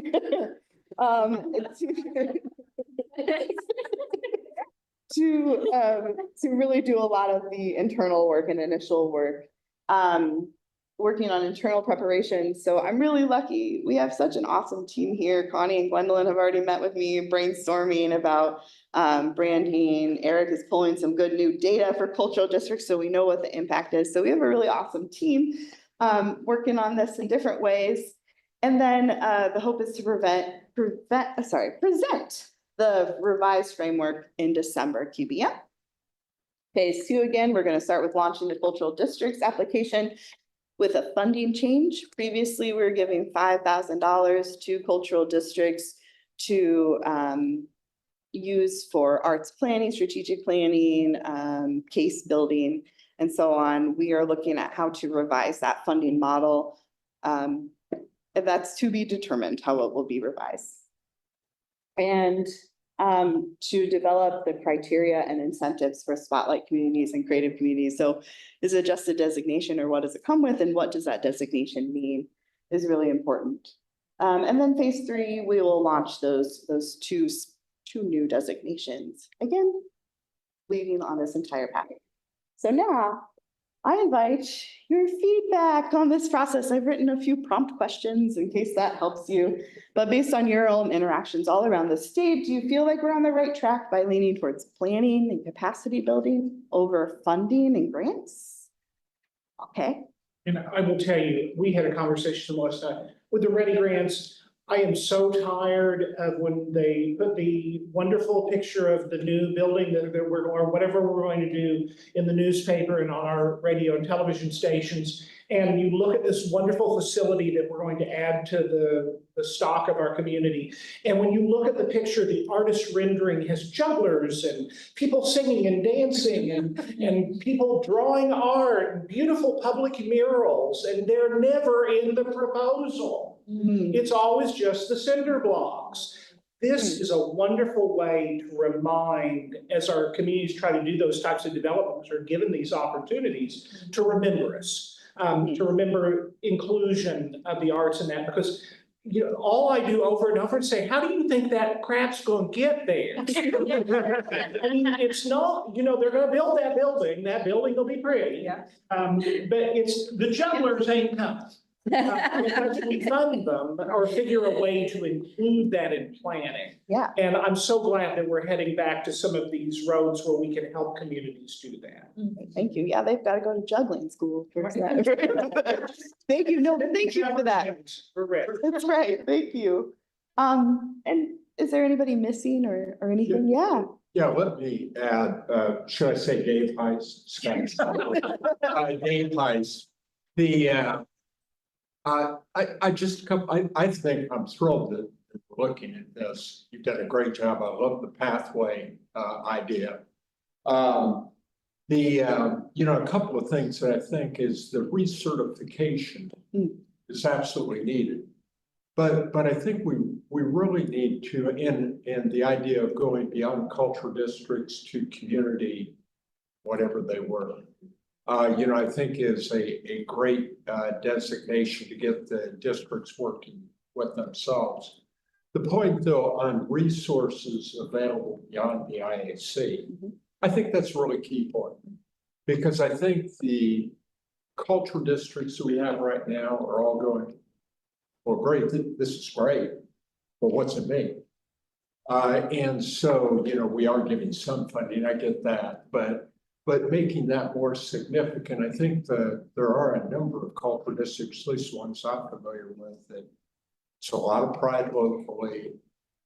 Their governments are very involved in other organizations with them, but they're going, you know, what's it really do for us? So when we go back to recertify that or create standards above the standards we have now, you know, I think people are going to be going, okay, yeah, I want to do this, but what's it mean for us? Yeah, What's, you know, what's tangible? Yeah, thank you.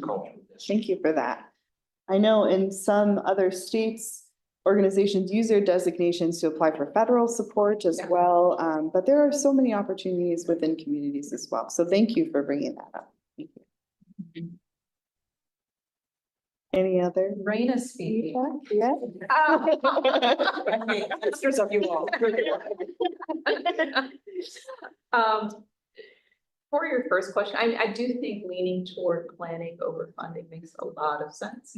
What I appreciated about the creative convergence that I participated in and got to watch government officials take part in was that there was such an emphasis on the economic outcomes, the health outcomes. I think there might have been a mention of the educational outcome, you know what I mean? But to really make it real to those folks, what the real impact, to Dave's point, of what the art is. Yeah. Because governments can find money where they have their priorities, right? So to get them started a little bit is great. You know, there's a little seed here, you can, you know, go and leverage and do that government thing y'all do. But I think that's great, and that leaning toward the outcomes and how this makes a real and meaningful impact in our communities. And my goodness, if we have priority there, we might even allocate funding for these kinds of things. Because we realize how they impact our communities. So I think that's great. When you just provide funding, oftentimes people will create a program that has a very limited timeline that's only going to last as long as that initial funding bit. And then it disappears if there's no real understanding or buy-in of the further outcome and impact. So I appreciate that. Thank you so much. Yes, thank you. Yeah, rope in. No, any other questions, feedback? What do you think is most important for us to invest? It sounds like these training, capacity building.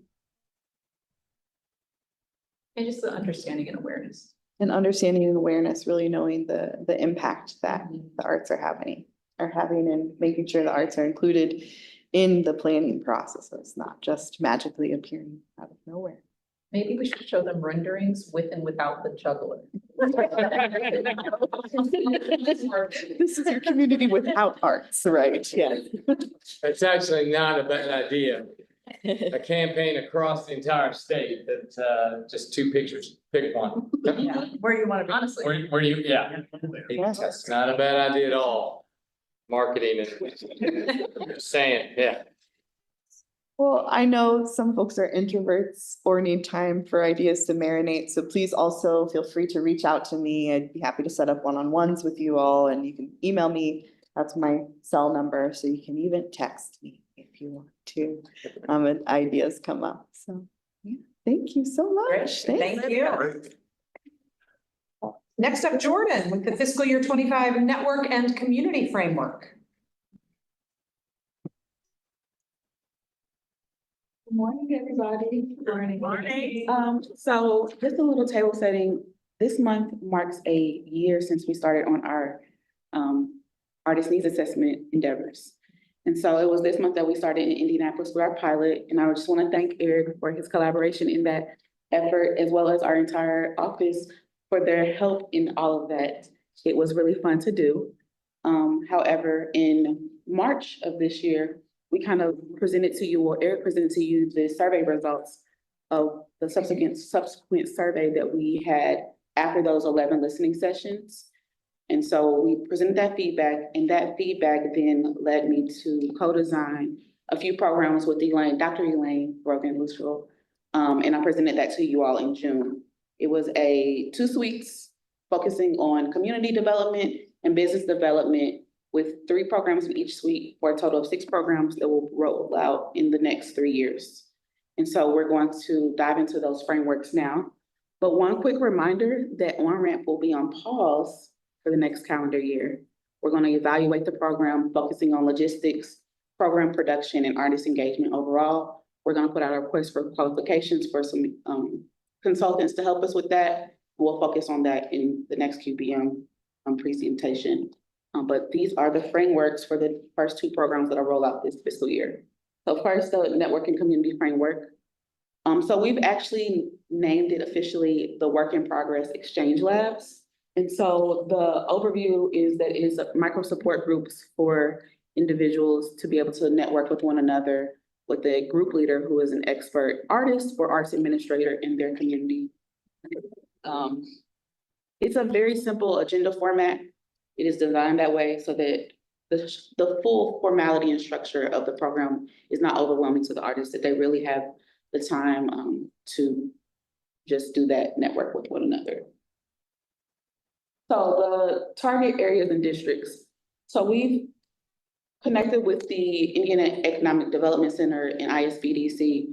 So this is their jurisdictions, and this is our regional art partner jurisdictions. And so I've combined those 2 to kind of look into how we want to focus our areas across the state with these programs, with these groups. So the eligibility, pure and simple, 18 years of older, you have to identify as an artist, simple things that we have to say, but the outcomes kind of lead to some of those themes and needs that we identified through our work, our assessment work, and then also one of our impact goals of creating careers for artists in our state. Micro grant evaluation. So they will also have access to a micro grant through those participating in those groups. And so with those micro grants, the criteria will be developed with the group leaders, co-designed with the group leaders, and we'll determine that as we start to meet and train those facilitators. And this is the program timeline that we're going. So all the group leaders will be recruited by the end of this month. We will open a call for artist participation. We're just going to do registration so that the group leaders can prepare accordingly. There is no cap, but we just want to see what those numbers will look like. And then meetings will be held monthly throughout the entire year of 2025. And there is tentative statewide in-person convening, probably being held in Indianapolis in June, with the final group lead report. We just want to learn from their experiences in June as well. So similar to the changes in AOS and APS, we're gonna split the grant cycle into two terms, spring, summer, and then fall, winter. And these are the dates in which the application will open, the application will be due, so on and so forth. So budget details, the grant award, these are micro grants again. They will range from $250 to $1,000, with $10,000 for each designated area, for a total of $20,000 throughout both cycles for each district, totaling $100,000 maximum throughout the year. And then we'll be paying a stipend to the group leaders for $2,500, $2,000 for their time and $500 for supplies that may be needed, for a total budget.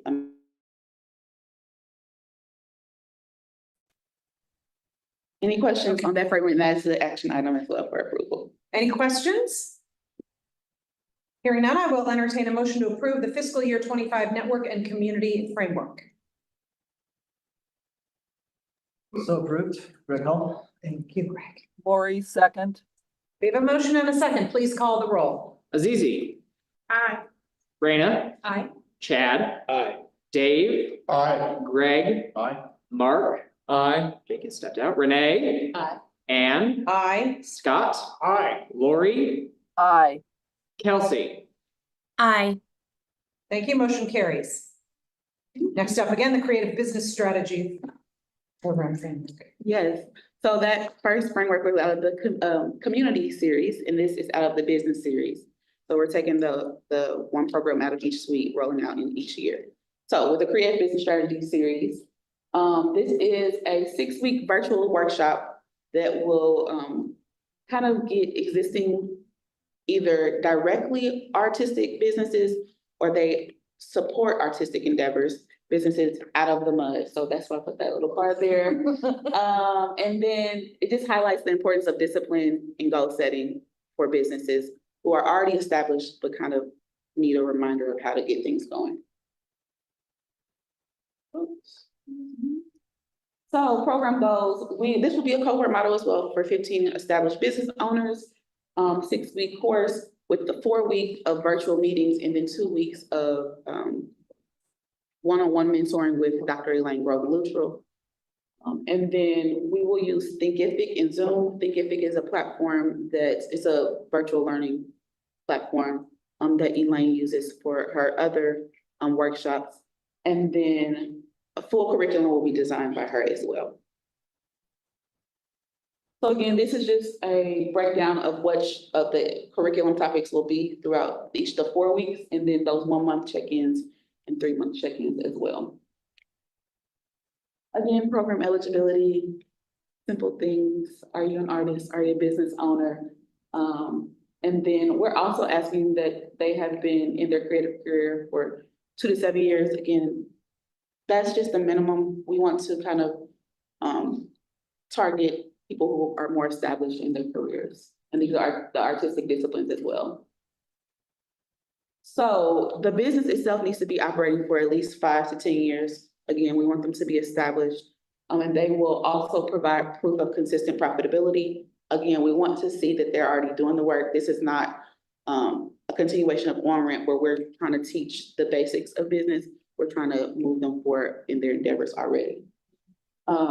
And they'll actually provide proof of their existing records so that they're able to pull them up during those workshops so that they're not kind of lost of like, what are you talking about? They already have those records at their hands. So for a selection of priorities in process, simple things, a variety of artistic experience, disciplines, geographical locations across our state, strong need of business education again, and then business and relative community are already established and respected. And in the process, again, we will convene a committee to select the cohort, and we will review that process, give scores, and I will make a recommendation on the cohort based upon the scores from the committee as well. Honorarium, so this is not a grant opportunity, but an honorarium for those people that have participated of $1,000. It's not prescriptive, but we do encourage them to use them on the things that they've identified they need in the workshop. We just want a short narrative report because we want to learn how to make this better. We want to learn how it's been useful and impactful to them as well. Program outcomes, again, we're meeting those needs for financial and marketing education support. But overall, the most important is that connection back to our strategic framework of creating careers for artists in our state. This is our timeline again. The application will open until February of 2025, and then it will not end until September. And then the final series reflection will be due in October of 2025 as well. The budget details for this, again, the $1,000 honorariums for the cohort of participants. Fees for Dr. Grover and Luttrell's services for curriculum design and facilitation won't exceed $20,000 for an overall approximate budget of $36,000. We have allocated a little bit more because this is a pilot program. We may come up across other materials and supplies not identified. And so we have the funds to address that if needed. Any questions? This is also an action item. Seeing no questions, I will entertain a motion to approve the Creative Business Strategy Program Framework. Raina, so moved. Kelsey, second. Motion and a second. Please call the roll. Azizi. Aye. Raina. Aye. Chad. Aye. Dave. Aye. Greg. Aye. Mark. Aye. Renee. Aye. Ann. Aye. Scott. Aye. Lori. Aye. Kelsey. Aye. Motion carries. Jordan, would you just say a couple words about how we're planning to announce all these cool new things that are coming? Yes. Because this is all new and cool and Yes. wonderful, so. So we'll be sending email invitations out to trying to close the loop on this full endeavor to the artists that participate in the listening sessions as well as hosts and our 4 artist facilitators as well. So we'll have those calls at the end of the month and at the beginning of October. One, just closing the loop on the actual survey results. We presented them to you, but we have not presented them to those that participated yet. And then also announcing the new programs as well. We're also going to update the Artist Services Hub. One, we have a landing page for the Artist Needs Assessment. We're going to update that information with an overall report from Eric with the help of the comms team as well. It's been great working with them on how to announce this endeavor. And then we're going to update the hub with more needed resources as well. Thank you, guys. Big shout out to Jordan. These are huge changes for us. Excited to see what comes. Okay. The Art Serving Youth Framework, Artsy. Stephanie Haynes is not with us today, so she prepared a video presentation for this, which I'm gonna play now. Oh, fantastic. And we can help answer any questions that may come from commissioners. Hi, everyone. Stephanie Haynes, Arts Education and Accessibility Program Manager at the Indiana Arts Commission. Sorry I couldn't be there with you today, but I've recorded this short presentation about the Art Serving Youth Program Framework, or ARTSY as we're calling it, and to tell you a little more about the pilot program that we're going to launch soon, hopefully, for this program. So Art Serving Youth, ARTSY, ARTSY.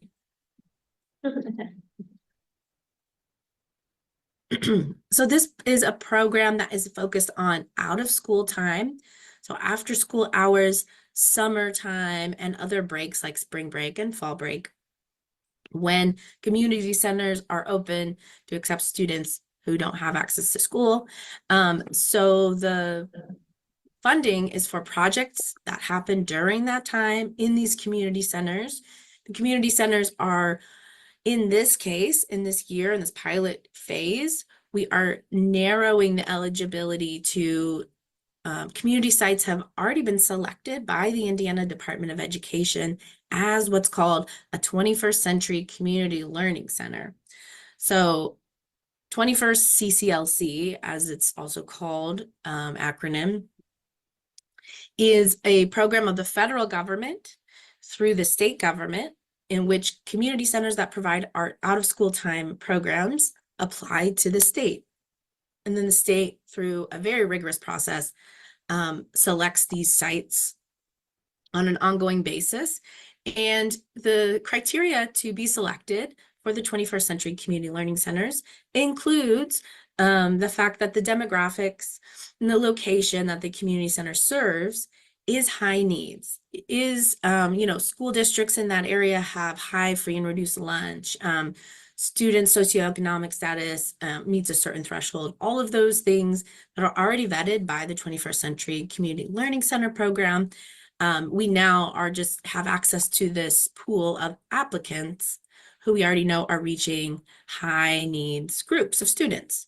So in this way, it makes it easier for us to focus our limited resources on those priority areas that we want. So it's a project-based grant. They're going to propose a project to us.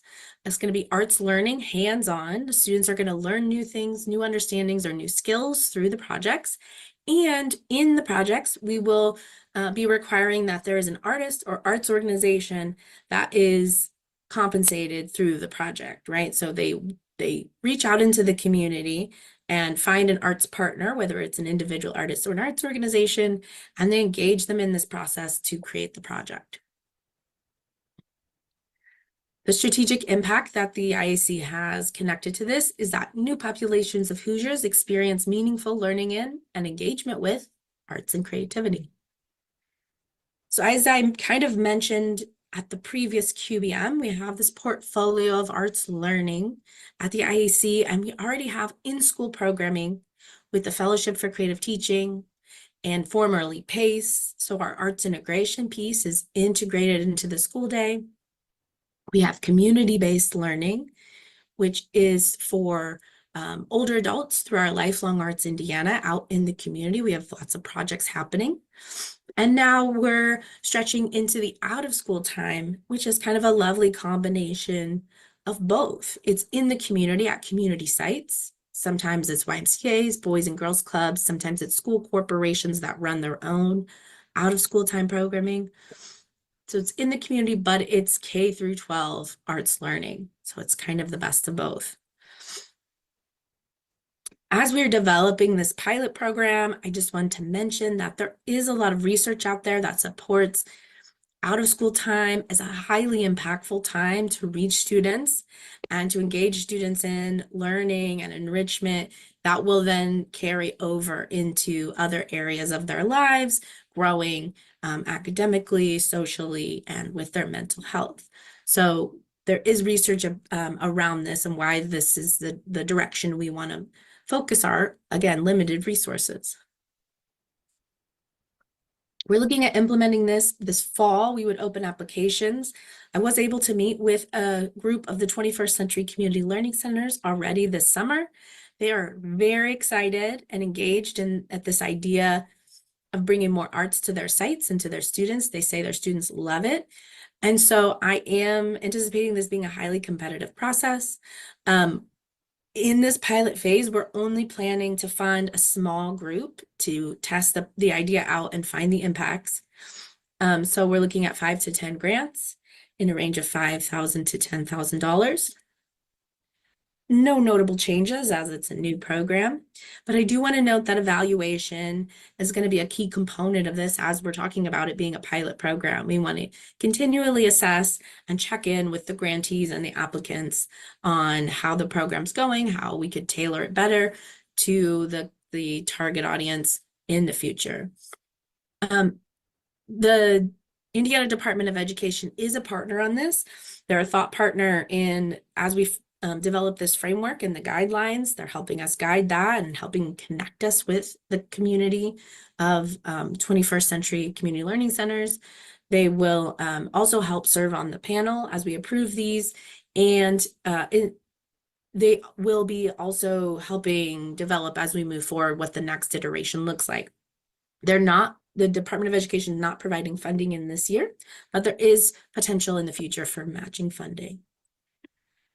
So that is the Artsy program, brand new. I'm really excited. Like I said, there's been really good feedback so far, just kind of floating the idea around. And I think it will be a highly impactful way for us to reach young people in Indiana. So thank you so much. If you have any questions, I'm hoping Maya or someone on the program team can help you with that. And then any other questions can be emailed to me and I will get them when I return. Thank you so much. Good use of technology here. Yes, well, that, Andre. Well, Yeah, for making that happen. Yeah, so this is, this is new for us, another pilot program. We aren't gonna stop thinking about, in-school arts education. That's the gold standard as it relates to what's going to help and support youth in all the ways that it does. But we're limited in our ability to influence those sorts of policy changes, especially at the local school corporation level. So we're doing what we can in the ways that we can with the resources that we can at the moment to see what's highly impactful and what works and how we can move forward. So this is a new space for us a little bit in this artsy program, but we're excited to see kind of what comes as a result of it. So this is a new program framework. This is a approval item, and again, happy to answer any questions that the commissioners have, but we're excited to launch this. A quick question. Yes. I think it sounds like a great program. I'm just curious, how many of these 21st century learning centers are in rural parts of the state? Do we have a sense of that? You're gonna ask me a question I don't know the answer to, Dave, so we'll get that information to you. Yes. Great. Yeah. I do know there are some in counties that we haven't served through APS and AOS too. Yeah, So fantastic. kind of our target counties that we're wanting to reach. Yeah. Fantastic. Thank you for the save. Thank you. Any other questions? All right, seeing none, I will entertain a motion to approve the Art Serving Youth Framework. Motion to approve, Renee. Come on now. Mark, Maxwell seconds moves to do something. Okay, we have Brandon move, we have Brandon, I don't know which one. Renee. Renee, all right, we're getting close to the end here. Please call the roll. Azizi. Aye. Raina. Aye. Chad. Aye. Dave. Aye. Greg. Aye. Mark. Aye. Jake. Renee. Ann. Aye. Scott. Aye. Lori. Aye. Kelsey. Aye. Motion carries, thank you. Now we have our Regional Arts Partnership Consortium report. Well, indeed. Okay, I'm Sherry Wright, and I'm one of the co-chairs, and of course I represent Region 6.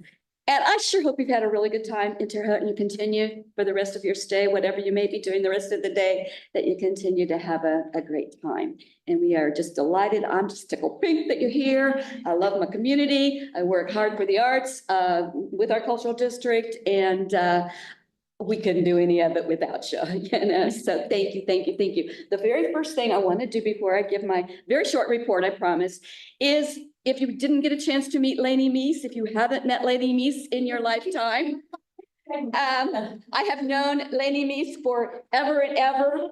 I will give you this little bit of information, and I don't know that she remembers this. We were at different points in our lives, but we walked through graduation for our master's degree on the same day at Indiana State University at Plymouth Center. So she was a mother and going back to school. I was fresh and, doing my, okay, great, straight through and got my master's degree and I'm ready to conquer the world. But we did it on the same day. She's right behind me.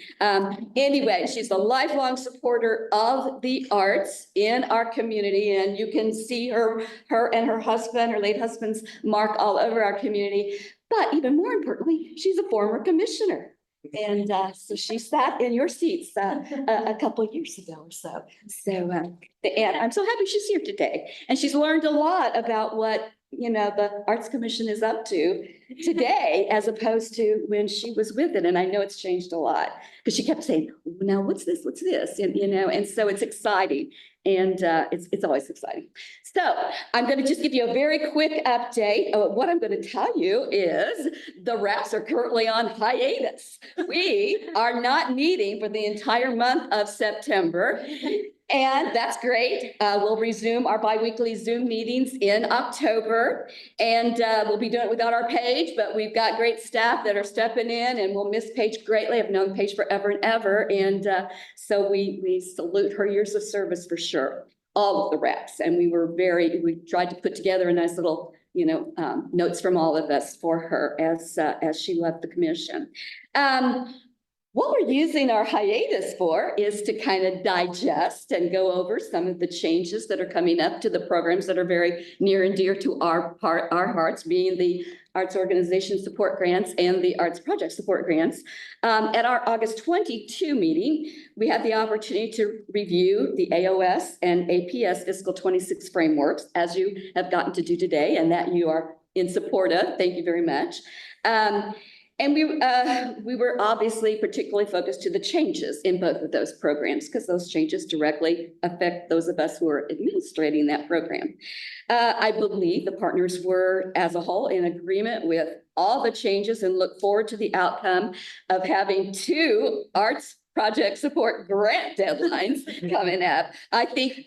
I know it will be a great improvement to that program, because it'll just allow a lot of things to happen that weren't able to happen until another year.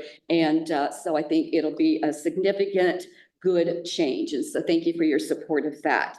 And also the change in the review process. I think most of the partners, probably more partners across the state in our larger regions that are going to really be grateful for this, is not having to put together panels for arts project support. It is an awesomely difficult job, not for me. I have a small region and I usually only have 1 panel. But when you have 2, 3, 4 panels, it becomes very difficult. And so I think that this process will greatly let things move forward more quickly and be, I think, appreciated by all. And I don't believe it will significantly affect how our applying organizations view the program, because they get really good feedback. And I know that good written feedback will come. And the nice thing is they got us to talk to, that's the most important thing. And if you don't know anything about the partnership, they've got somebody close by to talk to about their questions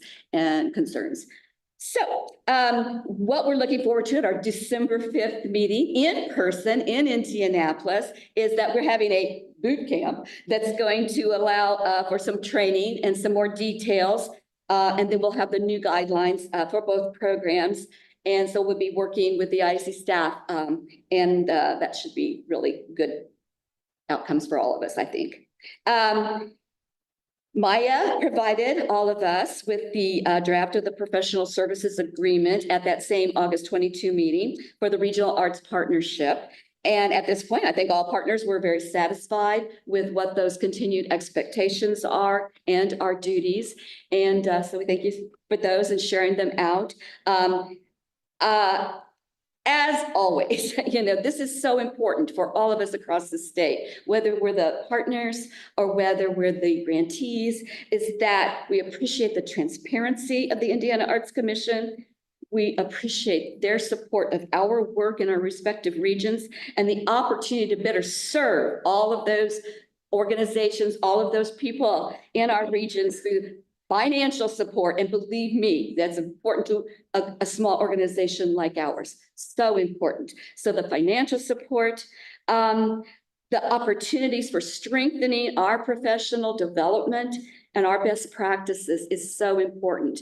And I think you just have to, I just applaud the staff. I'm just so, I'm so privileged to have been a part of this for many, many years now. And I kind of get a little emotional because it's just so important to me. I am past retirement age. I will be 73 years old, September 28th.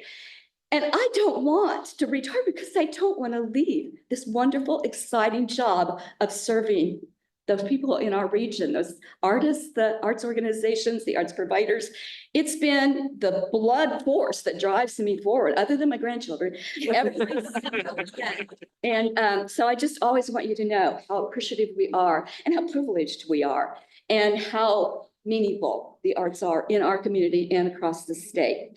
And the next thing that the RAPs are working on, and by golly, do you know what? I just remembered this yesterday. Our final grant reports are due the 10th of September. So John and I are going to be working real hard to get that done over the next few days, but that's our next big grant report deadline. So any questions about the partnerships, any, at all, I would welcome them. But that's, in a nutshell, that's my report. So thank you very I much. just, and the amount of coffee that you had this morning. No, I know, I saw that now. I appreciate you and more importantly that, yeah, I just appreciate Thank your you. energy. Thank you. I appreciate you too. I appreciate all of you. Oh, I'm just. That, yeah, energy is important. Energy is important. It is to talk. You have enough of it to keep it all going.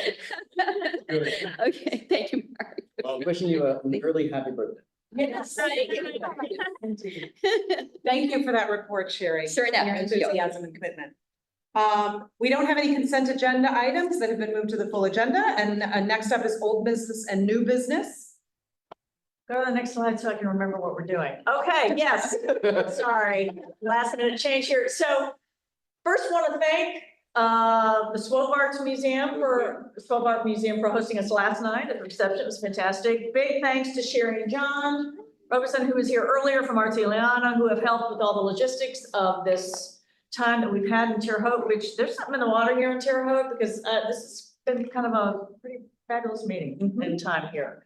And big thanks to Azizi for all her help in securing the space and just all the logistics work. So, and the folks obviously at Indiana State University, big thank you. It's been really a lovely, it's what we're making more changes in how we show up in communities when we do these quarterly business meetings. And this was kind of a first step in how that looks, what that looks like as we go out into the state. So Terre Haute hit it out of the park. Yes. So just could not have been more pleased with how it's gone. So thank you to all those folks that made it possible.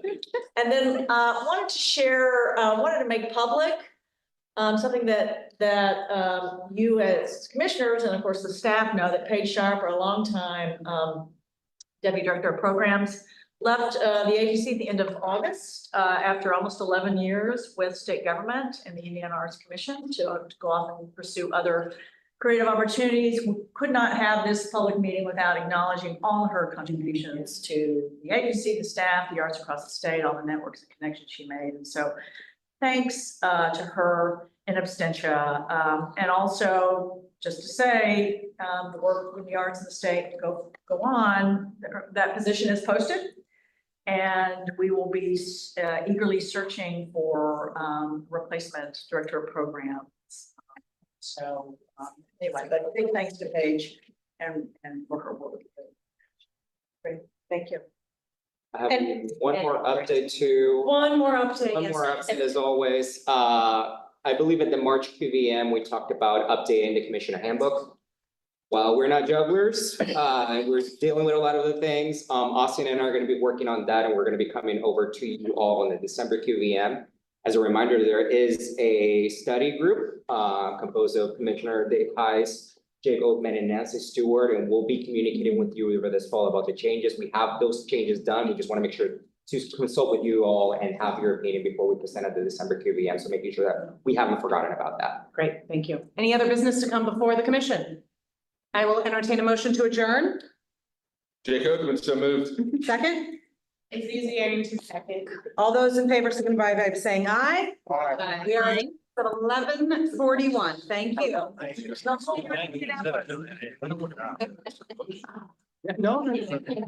I think you both have done a great job.